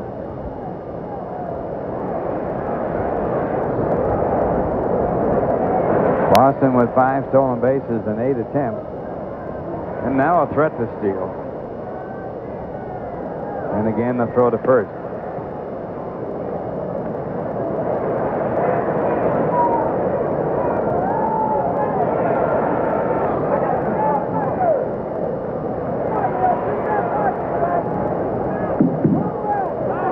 Another one over to first base. Now that throw there, I don't understand why pitching coaches and managers let left-handers do that, but they like that move for some reason, but it looks like it would just tear your arm right out of its socket. Going against your body over there with that. There he goes. Well, there goes Boston, and the ball out of the glove of LaValliere, and Boston gets a stolen base. And the Mets now with a runner in scoring position. Boston gets a good jump, picked a good pitch to go on because it's that split finger, and it goes down, and the catcher cannot hold on to the ball. Boston slides in safely. So now first base is open. The count 1 strike on Orlando Mercado. On deck batter for the Mets is Doc Gooden.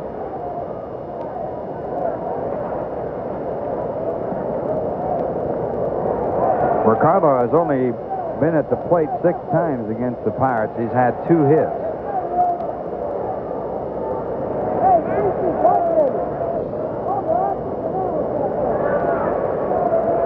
On deck batter for the Mets, Doc Gooden. And obviously there was a reminder to the pitcher recently by the third baseman who ran in there and talked to him to remind him that the first base is open with the pitcher coming up next.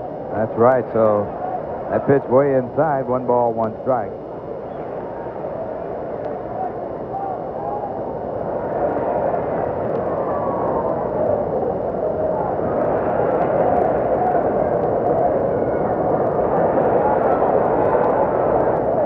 And Heaton back to Mercado, and this ball hit hard at the third baseman. A good play on it by Backman as he goes high in the air to take a base hit away, and that will end the inning. But the Mets get an insurance run on 2 hits, and they leave 1 at second. The score at the end of 5.5 innings. The Mets 3 was a pinch runner and stayed in the ball game. And Carreon, who was in center field, has moved over to the right field with Mike Marshall out of the ball game. Mets leading 3-1. Bottom half of the 6th inning. And Darrell Boston just stole a base, and James P. Horn of Havertown, Pennsylvania, is now in the drawing for a new Nissan 300ZX. He entered the Nissan stolen base game at his participating Nissan dealer. Why don't you?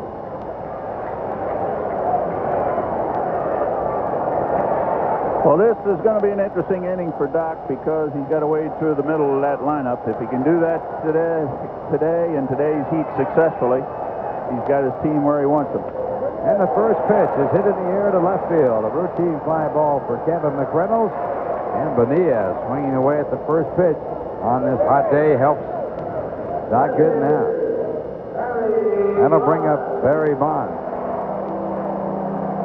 Well, Dallas, I'd like to, on this Father's Day, thank a great fan of the New York Mets and of our broadcasters. And I guess you would be included now that you're broadcasting here in the Mets games. Thank Letty for a wonderful Father's Day tie. He's from Allentown, Pennsylvania, and follows the Mets in Chicago and also here in Pittsburgh. And a happy Father's Day to you, Dallas. Well, you don't have your Father's Day tie on, though, do you? That looks like one of those old ones, one of those businessman ties you got on there. Yeah, it's an old general manager's tie. You used to have to wear those kind, Ralph. But conservative tie. Conservative, right.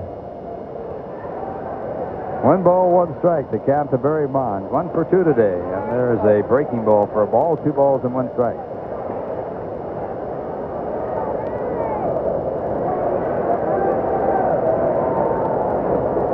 And Steve Olbaum, who is with us here, producing the Kiner's Corner Show, which will be on after the ball game. And Jeff Mitchell, who is our producer-director, would like to set on a happy Father's Day to their father on this very pleasant day here in Pittsburgh. 3-1 the count to Barry Bonds, a big man here for Doc Gooden to get out. Gooden, right in the middle of his windup, changes his mind.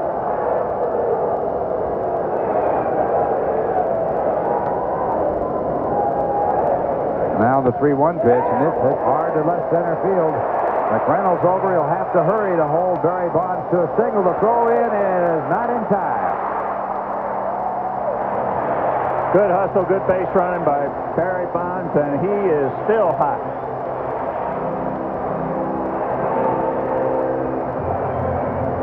I tell you, he's blistering the ball. That ball was a pitcher's pitch, way down and off the plate just a little bit, but Barry just banged it right where he's supposed to, left center field, and really hustled it into a double. Kevin did a good job in getting the ball in there.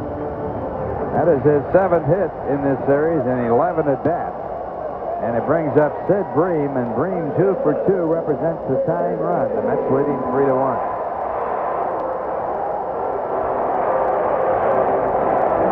Bream has hit 1 to left and 1 to right for his 2 base hits.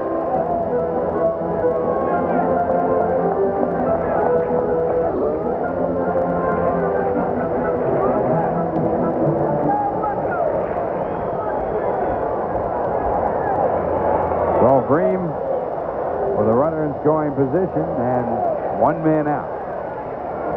First pitch is taken inside for a ball. Bream in his last 17 games, 23 for 57, hitting .404 over that period. This Pirate ball club is red hot. They sure are with those bats. They just hang tough and get a ball to hit, and they usually hit the pitch that they can. And the fastball for ball 2, 2 balls, no strikes. Doc's obviously working in close with the first base open. You don't want to create a big inning by putting a guy on. At the same time, you want him to try to hit your pitch if you can make him do that. Keep the ball in the ballpark. And now Doc wanting another set of signs from his catcher, Orlando McCarver.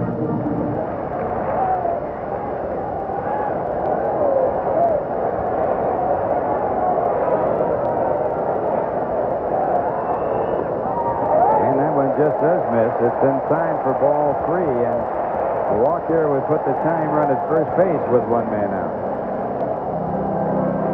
Gooden thought he might have caught the corner on that ball.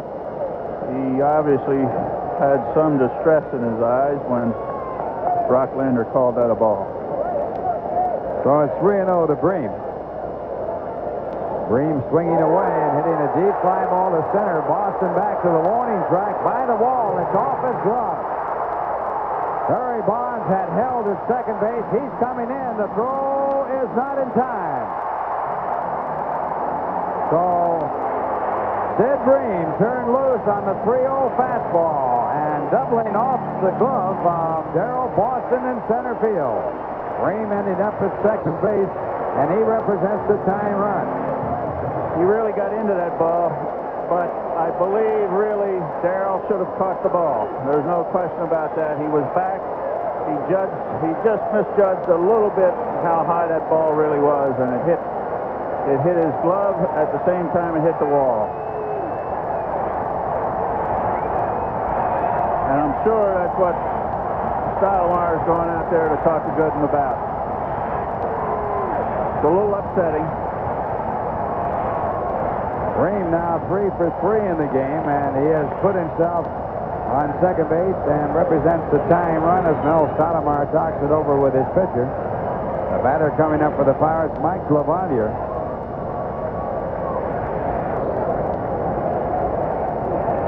In last night's loss, the Mets had a 4-0 lead. The Pirates tied it at 4. Then the Mets got ahead 6-4, and the Pirates came back to win it.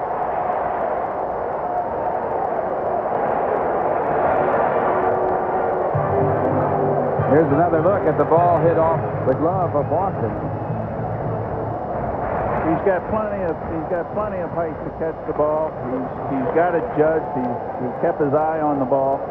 It just happened that the glove and the ball and the wall made contact at the same time and forced the ball out of the glove.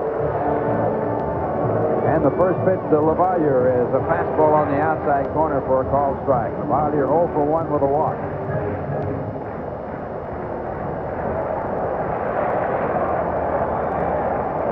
Gooden back with a curve that's hit into left field. Should be an easy play for McReynolds. He makes it. And 2 men away. That'll bring up Jose Lean with first base open. Pitcher due up, but action in the bullpen for the Pirates. So if Lean were walked, then you'd go to a pinch hitter. You'd get a pinch hitter in that situation. Neal's struggled with the pitch count as we talked about. I think if you look at his last 5 starts, he pitched 7 innings was his top total, and he was closer to the 5 innings. So he's done his job here today. Dan Belinda throwing in the bullpen for the Pirates as Jose Lean steps in. He's 0 for 2, but with runners in scoring position, he's hitting .392 with 24 RBIs. And the first pitch is taken for a called strike.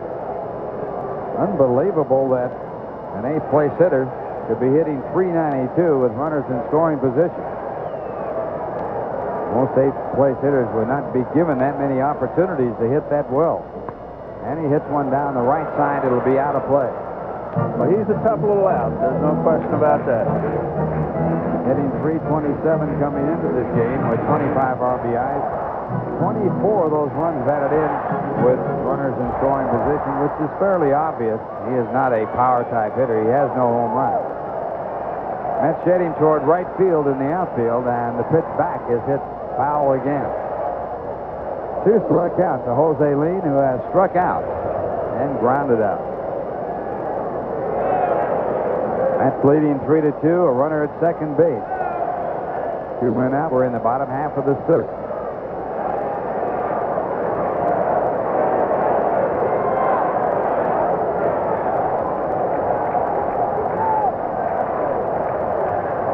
The 2-strike pitch. Fastball fouled again. Doc staying with his hard stuff, staying with his fastball. Trying to spot it in good spots where he knows Lean has trouble with it.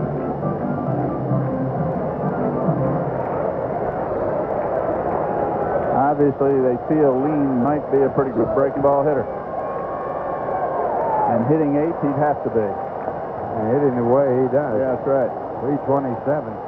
Now the pitch, and a fastball, and Gooden goes upstairs and gets him to go after a bad pitch, and that will end the inning. 1 run, 2 hits, a runner left in scoring position, and the score at the end of 6. It's the Mets 3 and the Pirates 2. Now here's a word from a move by Jim Leland to his bullpen, Stan Belinda. Lucky fan could win $100 and a chance for a $10,000 bonus from Budweiser as the designated Bud Batter. Stay tuned for Kiner's Corner, and Ralph will fill you in with all the details. And Ralph and I were talking between innings that you are further imperiling our job by making this look so easy up here. Your second broadcast, and you're the second color announcer this year to make it look easy. The first was Frank Cashin. And now you, what is it with general managers? What's going on? We know the game, Timmy. We know the game. Now, I'll tell you how smart we are. Yesterday, we were looking for a pitcher's duel. It didn't quite get it done, did we? 11-6, the Pirates winning last night. The Mets winning the first game of the series. Actually, the first game Thursday night rained out after 3.5 innings. That was the game in which David Cohn worked 3 innings. And he'll pitch on Tuesday against the Cardinals. Doc Gooden swinging and missing. And Belinda in there to work 1 inning. because the pitcher is leading off the bottom of the 7th. There was no double switch made by Jim Leland. And sure enough, there is activity in the Pirate bullpen. No balls, 2 strikes to Gooden. Well, obviously, with the rain out, they probably have backed up the pitching a little bit, and they want to get some work. This is a good opportunity, certainly, to give innings to people. They're still in the ball game, and they're going to try to win it. There's no question about that. Ball and 2 strikes to Gooden. Actually, that's Jay Bell in the bullpen. He will probably go in at shortstop. Belliard, the starting shortstop, is 1 for 3 in the game, an infield hit. But he is not a potent offensive player, so we may see a pinch hitter for him in the bottom of the 7th. Yeah, he'll be the 3rd hitter. If they get something going with a pinch hitter and the first hitter, they obviously would go to a pinch hit situation. Gooden lifts one to center field. Van Slyke looked at Bonilla, and now Andy takes it. 1 out here in the 7th inning. Mets on top 3-2.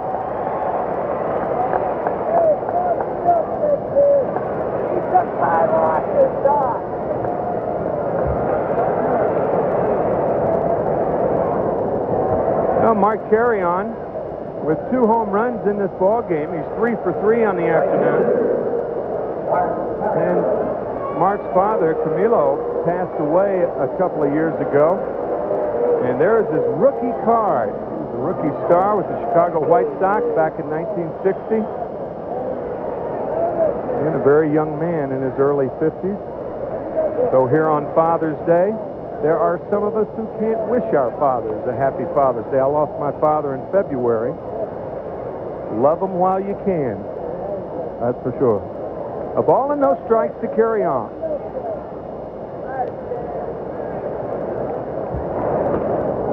Well, what a gift Mark has given his dad today. 2 home runs and a single. 2 of the 3 RBIs. Solo home run to lead off the game in the 1st inning. He singled in the 3rd and homered in the 5th. And a breaking ball, 2-1. He really smoked both of those, too. They weren't cheap home runs by any stretch of the imagination. He popped the fastball to the left field line and then hit one to left center just as hard. He has a very, very deceptively quick bat. Well, there's an example of how strong he is, too, because he held back on that ball. A lot of guys could not do that. He just gets back on that ball and holds up. Big, strong guy that's got power like Mark does, that's difficult to hold back on.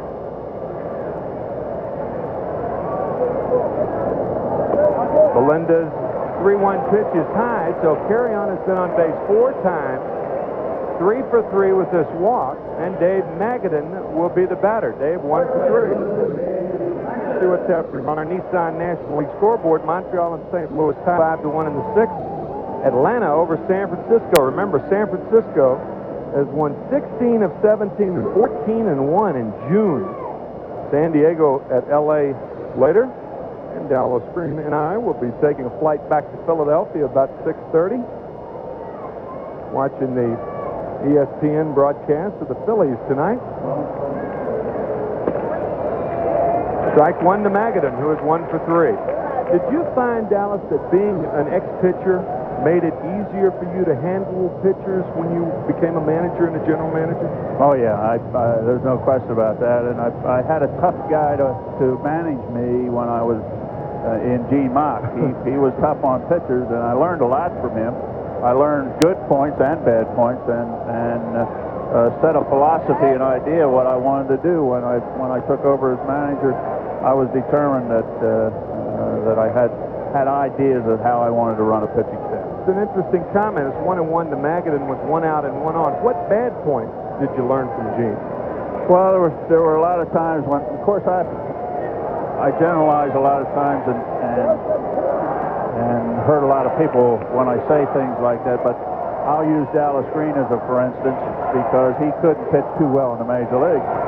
And Gene knew that, but he would work me a little bit, and invariably in the 7th inning I'd be up, and if we were out of the ball game, I'd be warming up. If we started to play catch up, he'd get another guy up that he had more confidence in, and that kind of demoralized our bullpen a lot of times. There were 2 or 3 guys like me that were struggling. He did not use, in my opinion, a bullpen. He was young then, too, Timmy. Going with the hot hand all the time. All the time. And that was his style of managing. I think it takes a 10-man pitching staff to be successful. Of course, baseball has changed. There's certainly more specialty relief guys around than there were back when I pitched, and the managers have more choices to use. They have a little bit stronger bullpens. And as a result of that, they're not afraid to use the bullpen quickly. 2 balls, 2 strikes to Dave Magadan with 1 out, and Carreon at first base. 3-2 Mets here in the 7th.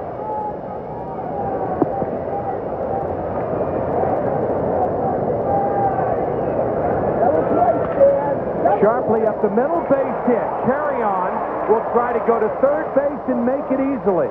So the Mets once again with runners at the corners. Only 1 out, and Greg Jeffries coming up. Good piece of hitting here. Ball down, AstroTurf bounce past the pitcher, and of course it picks up speed as it goes past second base, and the infielders can't make a play out of it.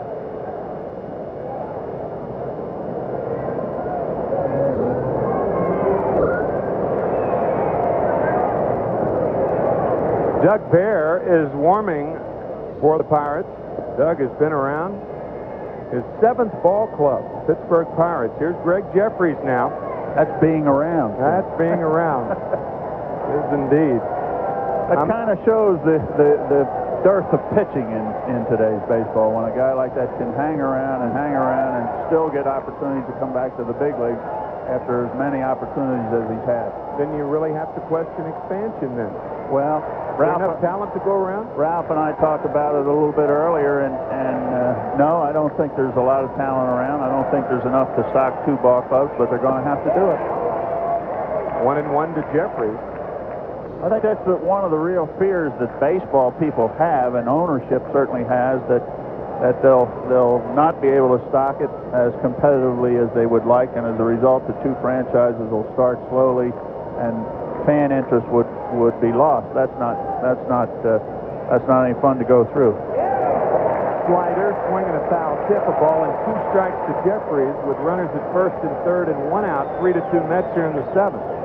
You know, they were talking about that before Toronto came in 1976, and Toronto was one of the finest farm systems in the decade of the 80s. So they obviously got good young players in a hurry. Well, they chose that route. Foul back, still 1-2. Obviously, there's 2 routes to go. One, you can take older players, you can take proven AAA players and try to make a success of them at the big league level, or you can go to scouting and development, which Toronto Blue Jays believed in and did. As a result of that, they've come on and been a pretty good power. Yeah, the Mets went for more established players back in '62, as a matter of fact. The other avenue that Dallas was talking about. Still foul back, still 1-2. Usually what you'll do in that given situation is catch a lot of guys that are not solid major league talent. They're the 24th, 25th guys on other major league ball clubs, or they might be older players that are at the end of their career. High chopper. Backman going to second base and should have come home. Backman's play was home on the high chopper, and for that reason, the Mets score an insurance run in a big one, 4-2 New York. Well, you're exactly right, Timmy. Backman had a heck of a decision to make. Even though the runner was off and running immediately, Backman still should have probably gone home. And Lean felt the same way because he was late in covering. Yeah, left-handed hitter up. Right. Lean's playing him to pull. Good point. So a mental error. You can't say it's a dramatic mental mistake, but it's a subtle mental mistake. And they count just as much as dramatic ones sometimes. Here's McReynolds. They just counted 1 run. For right. You know, as a base runner has to watch the high chopper to first or third, so does an infielder have to change his mind on a high chopper. If the ball's hit sharply to Backman, obviously the play's to second base for the double play, or the attempt of the double play. 1-0 to McReynolds. Outside corner, 1-1. Well, there's an experienced veteran player that really should. He made a judgment. He made a judgment very quickly, and of course, hindsight's always 20/20. Up here, it's a little easier to play the game. I understand that. That's true. But anticipation's part of it. If you anticipate that way and go through it in your mind, when it happens, it's easier. Talking to the infielders, as we have over the years, 2 balls and a strike to McReynolds.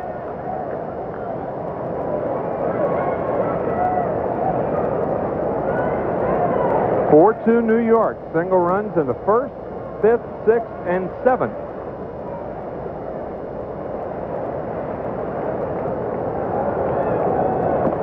Outside, ball 3, 3-1 to Mack.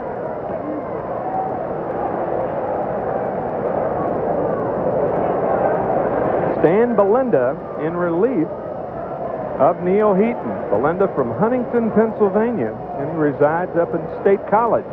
That's where Penn State. Joe Paterno, marvelous record he has up there. Would you say he's a fixture? If there are things as fixtures outside the house, I would say Joe Paterno is certainly that. Let's take a look at the Nissan American League scoreboard. We mentioned Toronto. They're a game and a half ahead of Boston, and both Toronto and Boston are winning their games in the 7th. 6-4 Cleveland over Milwaukee in the 7th inning. California over Detroit. Detroit playing much better baseball. Minnesota 5th. Oakland at Chicago, probably another sellout. No score in the 1st. Texas at Seattle a little later on.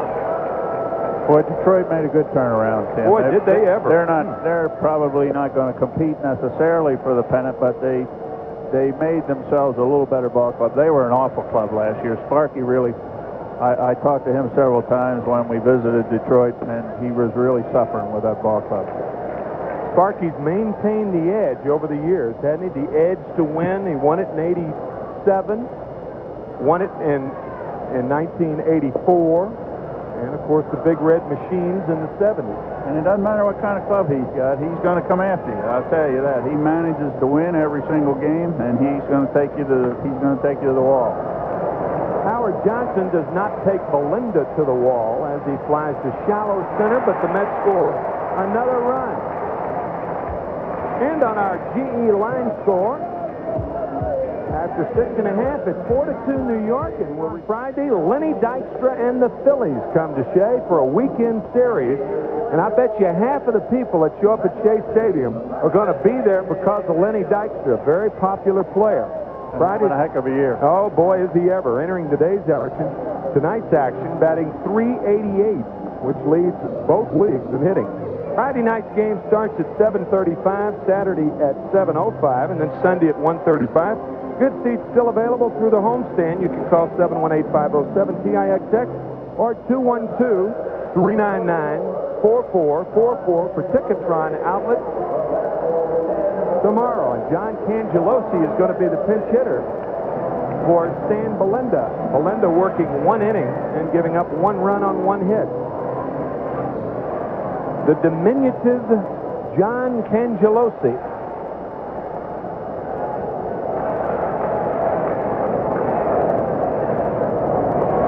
High, ball 1.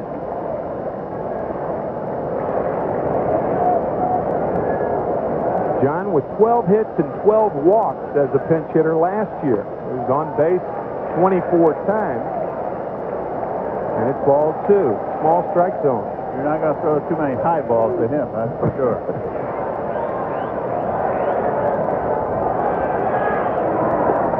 There's a pitch that's too low. And 3-0.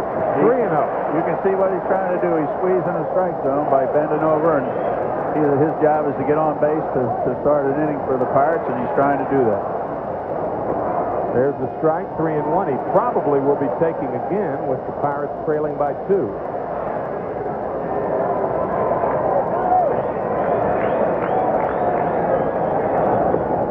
And he was 3-2 to Cangelosi.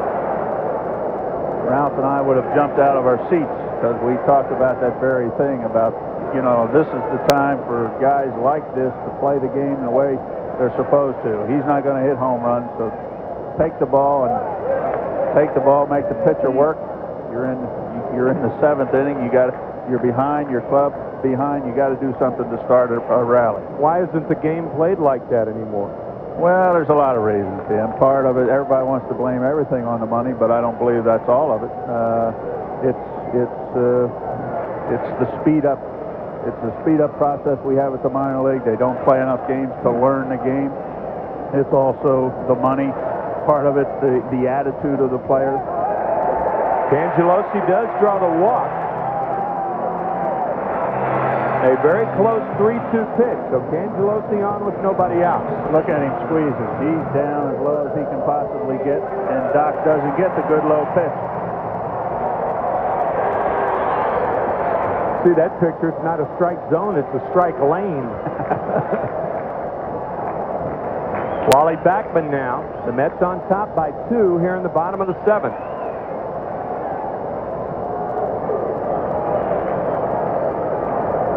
So the Major League's more of a training ground now.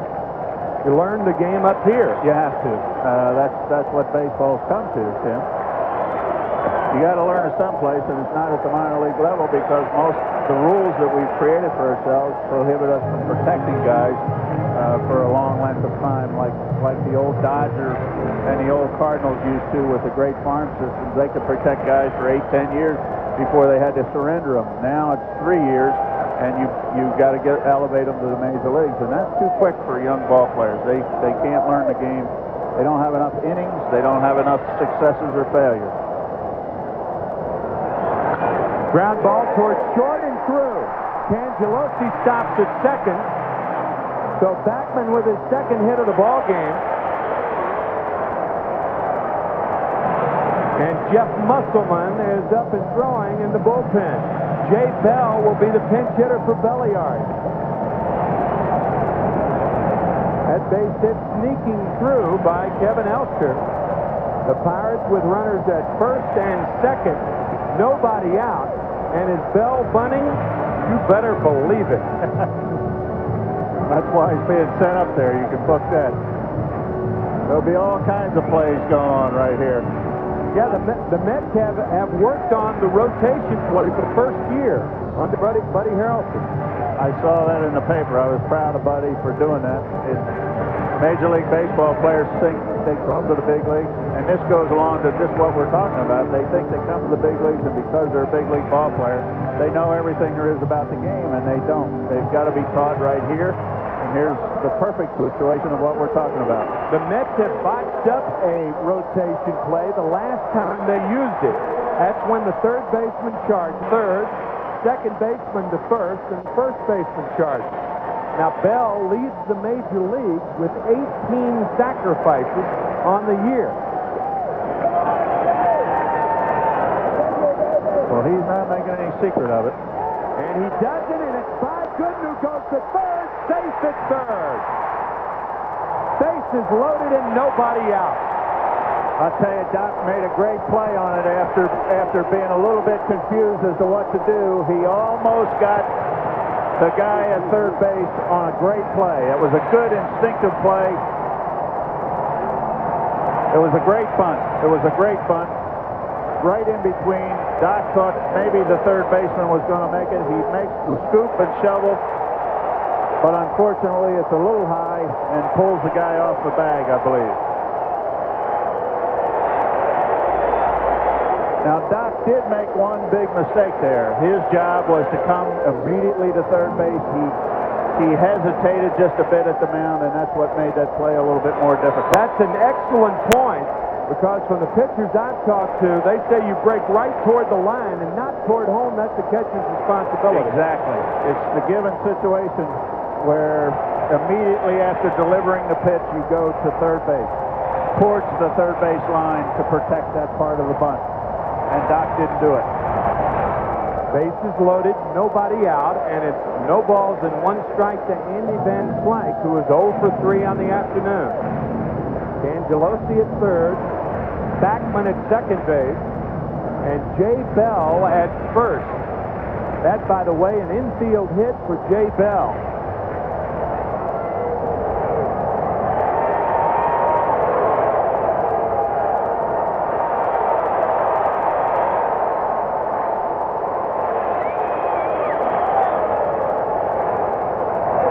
Outside, ball 1.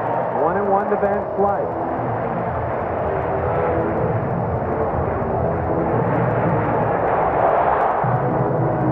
Mets infielders in double play depth, leading by 2.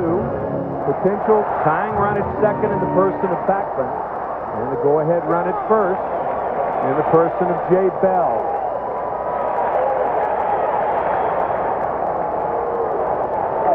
High fastball, and Van Slyke can't catch up to it. 1-2.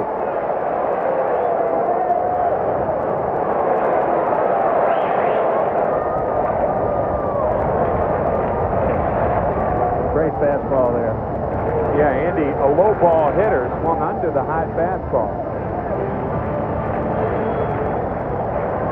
Van Slyke, Bonilla, Bonds, Green, all low fastball hitters. Sharply up the middle, it could be 2. Jeffries to Elster, back to Magadan, double play. Oh, baby. A run scores, no RBI, but Doc Gooden will take it. 2 outs. Yeah, you'll trade 2 outs in this given situation anytime to get out of this big inning. It was a potential big inning. The double play knocks that potential down a hair. Nice turn by Elster, huh? Good turn, good arm, and good delivery. Jay Bell did his job. He went in hard at second to Elster. People talk about how the artificial surface is a hindrance to pitchers. Probably helped Gooden then because the ball got to Jeffries quicker. Speeded up the ball just enough for that double play. It was close at first, and obviously on grass that might have been a difference. Bobby Bonilla is hitless, and the curve is low, ball 1.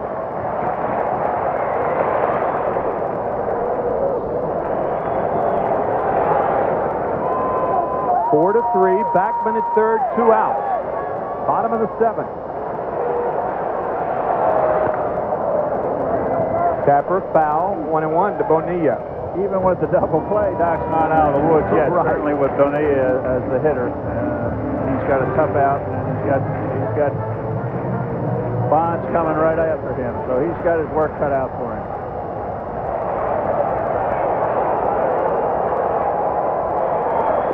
Curve is a high strike. Bonilla doesn't agree with Brett Rocklander. The ball and 2 strikes to Bonilla.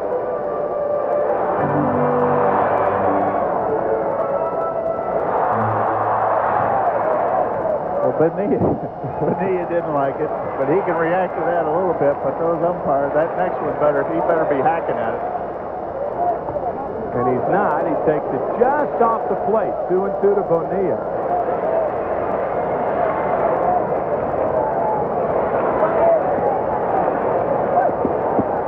Gooden has struck out 8. He has walked 2.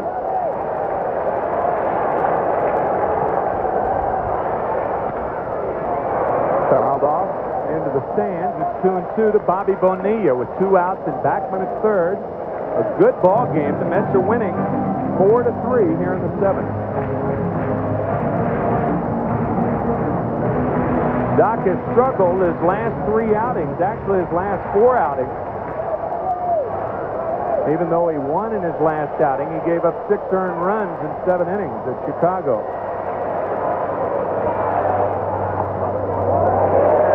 Three balls, 2 strikes to Bonilla.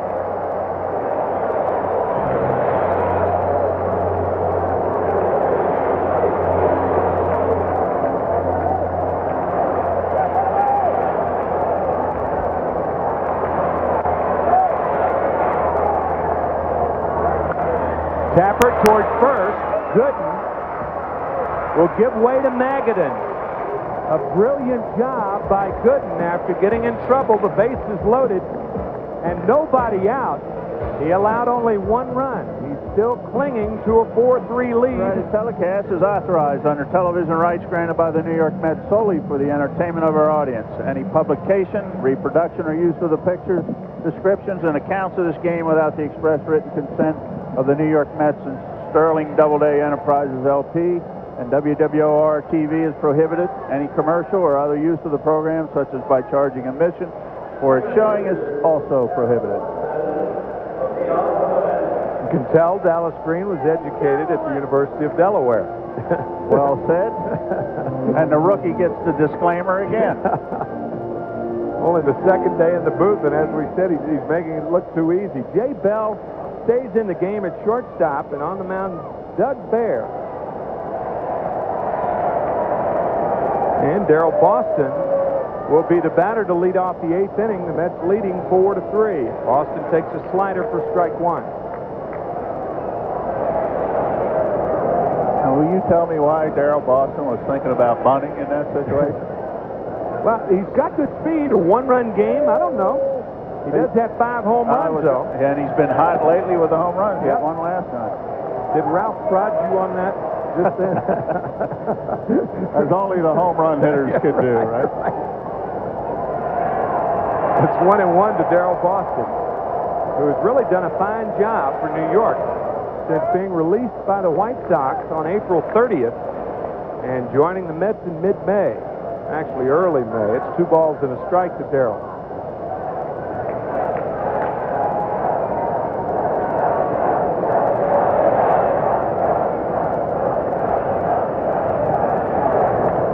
Fouled away, 2-2.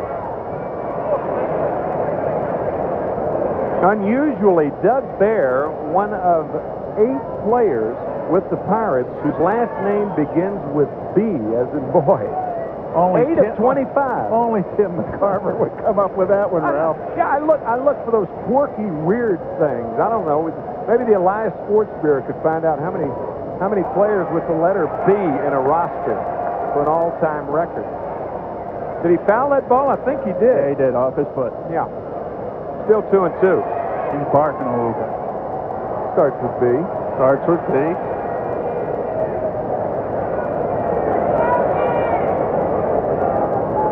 Bow wow.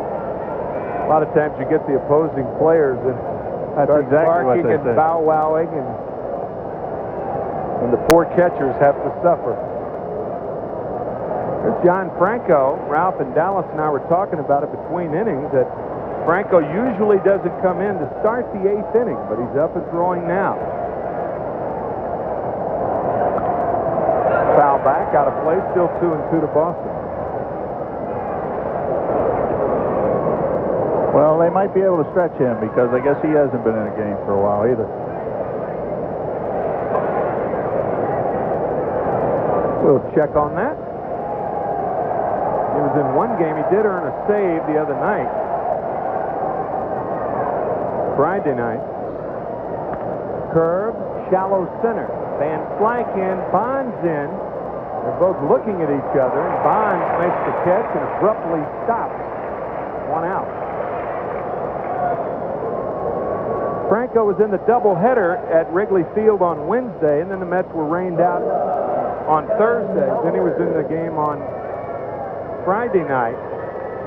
So even though John worked 3 straight games, he did have an off day on Thursday. And he was off last night. So he's fresh. He's only been in 20 ball games, which isn't a lot here in the middle of June. Elster now. Strike 1. It's always a gamble. You don't want to overwork the guy that's supposed to save your ball games for you. At the same time, most of the relievers will tell you they want the action. And if they don't do it one day, they certainly want to get up and throw the next day. They're geared to that. Their mentality's that way, and their arm responds better that way. 1-1 to Kevin Elster, facing Doug Bear, 40 years old, his 7th ball club. This was fouled away, a ball and 2 strikes to Elster. Not only his 7th ball club, but he's been with 3 teams twice. And he's back with the team with whom he started, Pittsburgh Pirates.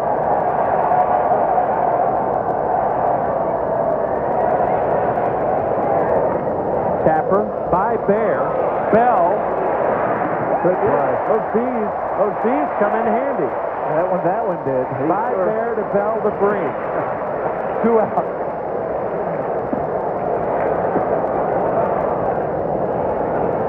By Bear to Bell to Breen. Just what we just saw right there. And by an eyelash. Or an eye beat. The blink of an eye. So 2 outs here in the 8th inning. Mets hanging on to a 4-3 lead. They have never been behind in this game. And this one skids past Mike LaValliere, the catcher. His counterpart, Orlando Mercado, on the afternoon is 0 for 3.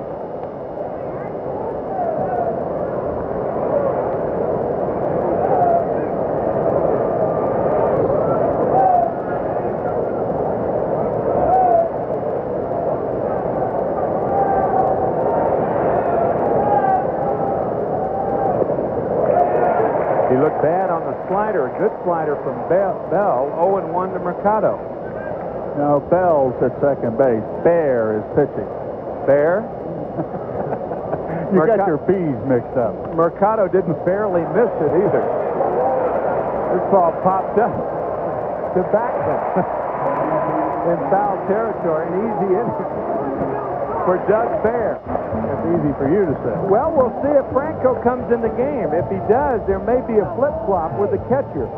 Switch has been employed with Keith Miller now in center field and batting 9th. And the pitcher will be John Franco batting 6th. So the double switch was employed, not what we were talking about with the catcher, but with Miller in center field. Well, I'm proud of Buddy. I think he did the right thing with Doc in that given situation. Doc had to pitch out of a tough situation. Threw a lot of pitches. Yeah, right? Threw a lot of pitches on a hot day and had a real tough 7th inning. And I think he made the right decision right here. Whatever happens. Yep, pitching out of a bases loaded, no out situation. And Barry Bonds leads it off here in the bottom of the 8th. The Mets lead by 1 and the fastball inside. And here's another reason: you got a left-hander versus left-hander, and you're going to force Leland to do something on the bench in all probability. With Bream on deck, this one hit hard to right. Carreon is back and he makes the play. Even when Bonds makes an out, it's a hard out. 1 out here in the 8th. So do we have Bream, or does Jim Leland make a move? He's going to make a move. He's got to. Looks like Gary Reedus. You mentioned something that all good managers seem to have, Dallas, and that is when a move is made, they're perfectly willing to be second-guessed and all that stuff. It's because you said regardless of what happened, this is the right move. That's right. Yeah, that, hindsight's always 20/20 in this game. That second-guessing is what makes this game so much fun. It makes a great game for the fans. It makes a great thing for us media type now, and certainly I was a general manager and I did a lot of second guessing. We all do in the game. I mean, it breeds that. You are going to do certain things certain ways. This was the right move regardless of what happens. I say that, and I believe that. Gary Reedus pinch hitting for Sid Bream. Johnson on the line at third base, but he's playing even with the bag. And this one ripped to right field, base hit. So Reedus is on there, and he's a threat to run. What a day for Sid Bream. 3 for 3, a stolen base, an RBI, and a double. And then he's taken out of the game. Yeah. and rightfully so, because the guy they just put in, Reedus, lines a shot to right field to get the Pirates off and running again. Reedus has 5 stolen bases. He has been caught 3 times. And Don Slaught is now the pinch hitter for LaValliere.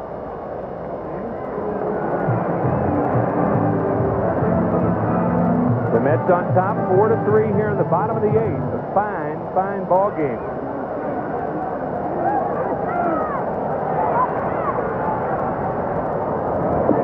And a bunt attempt, and I'll tell you, more than Boston leading off the top of the 8th with a bunt, I really don't understand that. You managed him last year, so tell us about it. They don't call him Sluggo for nothing. But truthfully, he's very adept at that. I've seen him do that time and again. Now, we're talking about AstroTurf, and at Yankee Stadium we had grass. He was very good at the drop bunt. But a double or an extra base hit scores the tying run. And this one hit to shortstop. Maybe Sluggo knew what he was doing. Had that been a good throw from Elster, it could have been a double play. As it is, he gets the lead runner, 2 outs. Well, you're right. Sluggo took a shot at shortstop, and had that ball just pulled Jeffries off a little bit. The throw did, and he had to make that throw from the knees, and he couldn't get it out of his glove in time to make the double play. I'll tell you, kidding about the Sluggo part of it, he is a gamer, isn't he, Don Slaught? He likes to get his uniform dirty. He likes to win. He likes to play the game. You got to give him credit for that. Jose Lean swings and misses. 0-1 to Chico. 2 outs, 1 on, 4-3 Mets here in the 8th. Leaned 0 for 3 against Doc Gooden, who went 7 innings, giving up 3 runs, 2 of which were earned. He struck out 8 and walked 2. Grounder towards short. Elster will take it himself, and Franco does the job in the 8th. The Mets still lead 4-3 after 8, and will be awarded to the Mets pitcher for the AT&T Long Distance Award. Now, here's how it works. For every inning pitched, you get a point. We'll also add in the fractions. If a pitcher is credited with a complete game, he gets a bonus point. At the end of the season, the man on top will win the AT&T Long Distance Award, and the winner will have $10,000 donated to his favorite charity, courtesy of AT&T. Keith Miller leads it off for the Mets here in the top of the 9th inning. New York on top, 4-3. If they win, they will go to within 6 games of the Pirates. If they lose, the Pirates will be 8 games ahead of the Mets.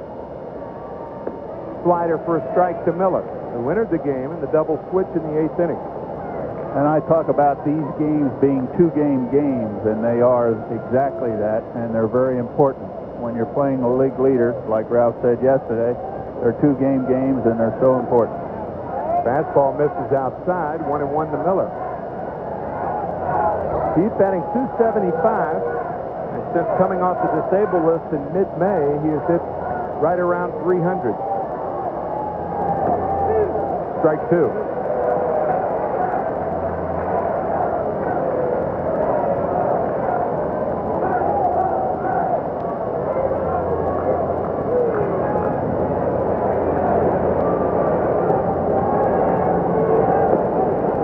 Low and outside, 2-2 to Miller.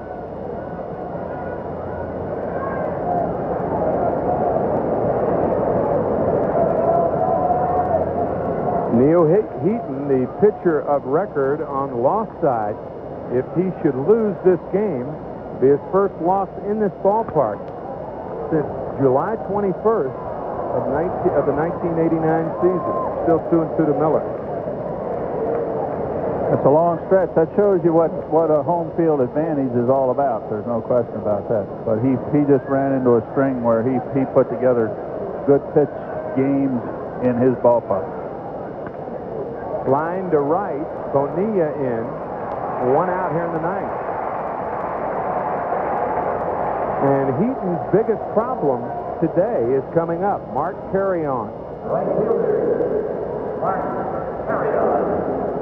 Mark homered off Heaton in the first inning. He singled in the third, and he hit his 7th home run in the 5th inning. 2 solo shots. It's 4-3 New York here in the 9th.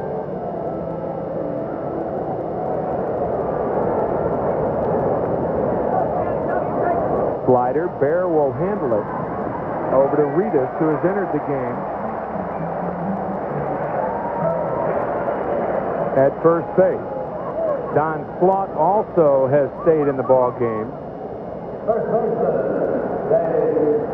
Slaught and Ritas pinch hitting in the bottom of the 8th inning. So with 2 out and nobody on, Dave Magadan now the batter. There's Don.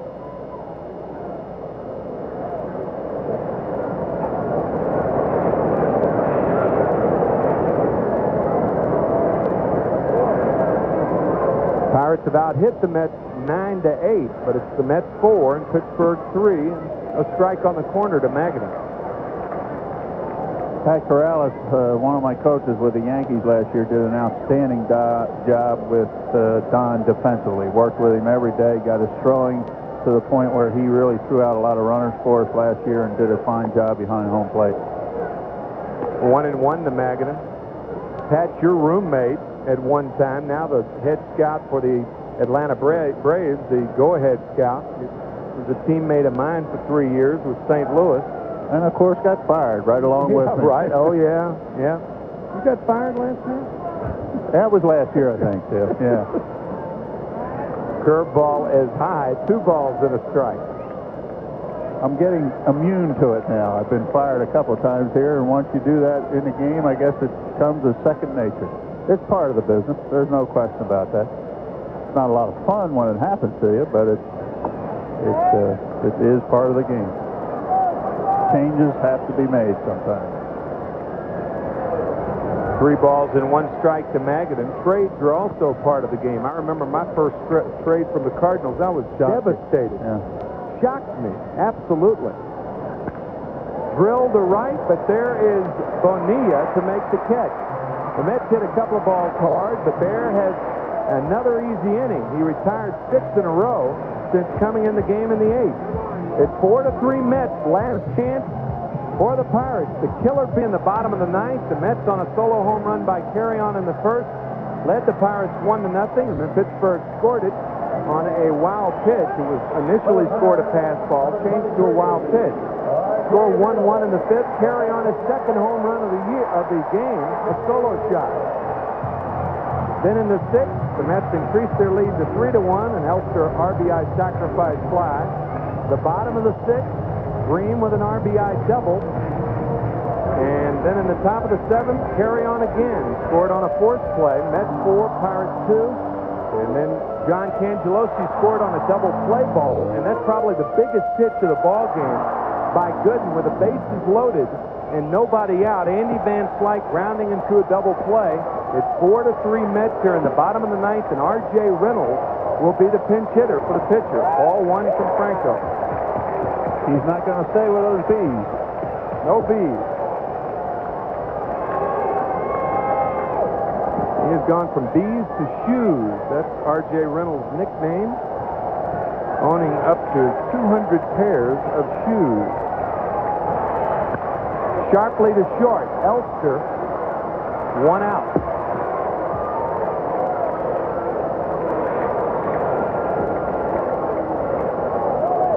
So Reynolds is out of there, and another pinch hitter employed by Jim Leland. John Franco trying to save it for Doc Gooden. And it's going to be Jeff King as the pinch hitter for Wally Backman.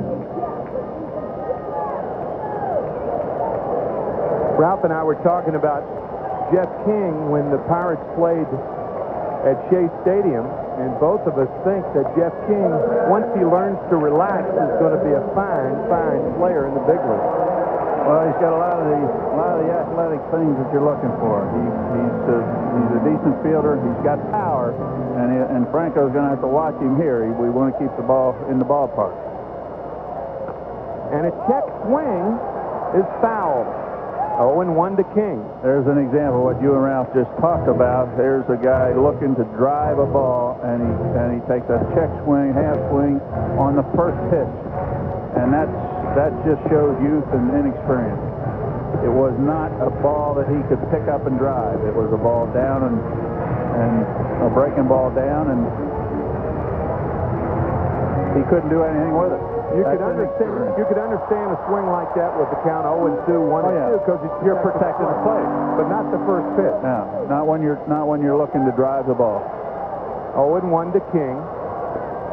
Ball 1, 1-1.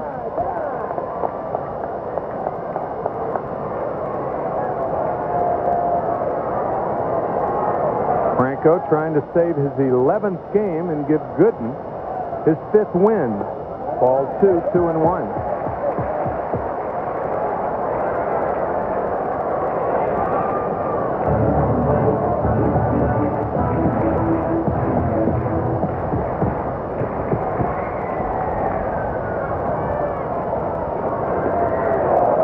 Went after a bad ball there, it's 2-2. Conceivably, King could be on first base. He swung at 2 bad balls. That's a good point. That's a good point. And both swings were not swings that he's going to drive the ball. Hits it sharply to the right of Jeffries. Nice play, and he gets it. 2 out. Nice play by Greg Jeffries. He did make a nice play on that ball. That ball gave him trouble yesterday, Tim. He didn't make a couple plays that I thought he should make yesterday on balls exactly like that. That ball gets there so quickly on AstroTurf, but Greg stayed in front of the ball and got the ball, got the job done this time. Still battling at that position, trying to learn the second base position. Well, we needed that 9th inning. We needed an out there. Jay Bell, the last chance for the Pirates. Strike 1. 2 outs, nobody on here in the bottom of the 9th. Here's the situation with 2 outs. I think Johnson, if he's going to guard the line, that's fine, but you got to be back. You can't guard the line and play for the bunt, too. Strike 2, 0-2. He's moving back now because of 2 strikes, but with 2 out and nobody on, the chances of Bell bunting are remote.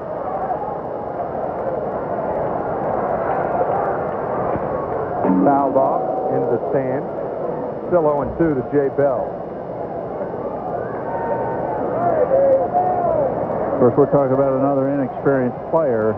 Bell's game is bunting. We talked about 18 sacrifices, and of course he made an outstanding bunt when he pinch hit. But I agree with you. You can't accomplish 2 things at once. You have to surrender one to protect another.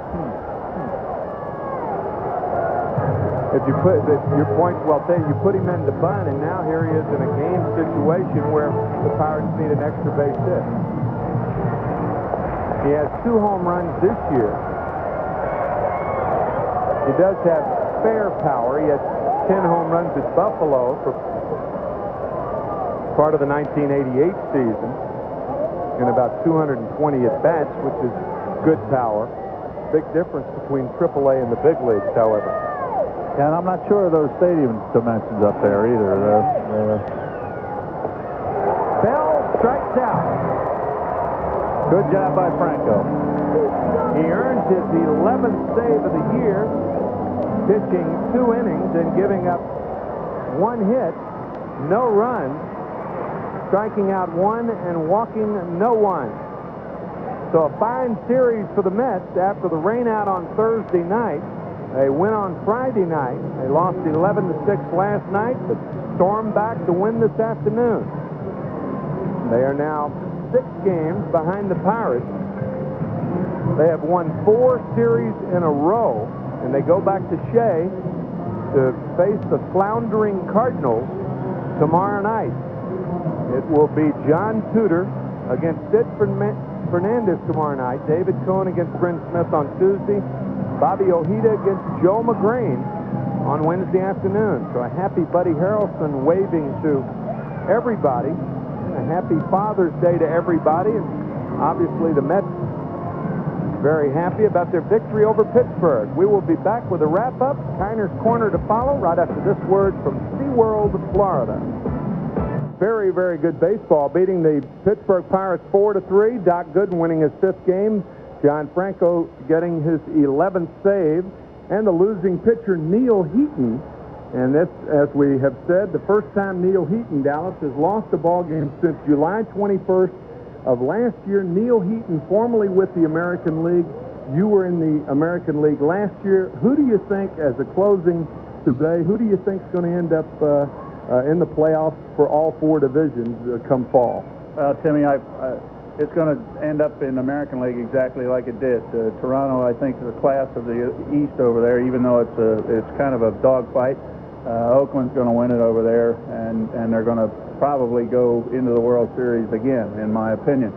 The National League East is as much of a dogfight as anything. I think the Mets can come forth. They're going to battle the Pirates all the way. It's going to be a dogfight as well. Montreal maybe also? I don't see Montreal holding tough, but I'll guarantee you Pittsburgh will be there, and I know the Mets will be. How about Cincinnati in the West? Can they hold on? I think Cincinnati's the class of the West. I really do. Even though San Francisco is just playing like the devil right now. Cincinnati, the class of the West, and Mark Carreon was the class of this ball game. And he will be our Budweiser star of the game, his 6th and 7th home runs off Neal Heaton, as the Pirates go down to defeat 4-3. And we will be right back after this from the Bermuda Tourism. Well, hi, everybody. Welcome to Kiner's Corner from Pittsburgh. A happy day for the New York Mets on Father's Day, as the Mets win it by a score of 4-3. Fine job of pitching by Dwight Gooden and also John Franco as they held off the hard-hitting Pittsburgh Pirates. We're going to be talking with Mark Carreon, who had a wonderful day here today, and we'll be back right after this message from Bud Light. Having some telephone from Mark Carreon, so while we wait to have that fixed, we'll take a look at the highlights of the ball game, and it was all Mark Carreon in the ball game as he leads off with a home run to put the Mets up by a score of 1-0. So Mark picking up his 6th home run of the year, and the Mets out in front. And that pitch thrown up by Neal Heaton, who started the ball game with a record of 9-1. But the Pirates come back to tie it in the bottom of the 2nd inning. Mercado with a pass ball and scores Barry Bonds from third base, and it's now tied at 1-1. But Carreon unties it with his 2nd home run of the ball game, and it gives the Mets a 2-1 lead. Carreon now with 7 home runs on the season, and a big day starting for him as he gets his 2nd home run off Neal Heaton, who was the starting pitcher and the losing pitcher in the ball game. It was not easy, though. The Mets added another run in the ball game. That came in the top of the 6th. Kevin Elster, with 1 man out, has a sacrifice fly to score Howard Johnson from third base. The Mets increased their lead to a 3-1 lead. But then the Pirates come back again in the bottom of the 6th inning with 1 out. Sid Bream with a double off the glove of Darryl Boston in center field.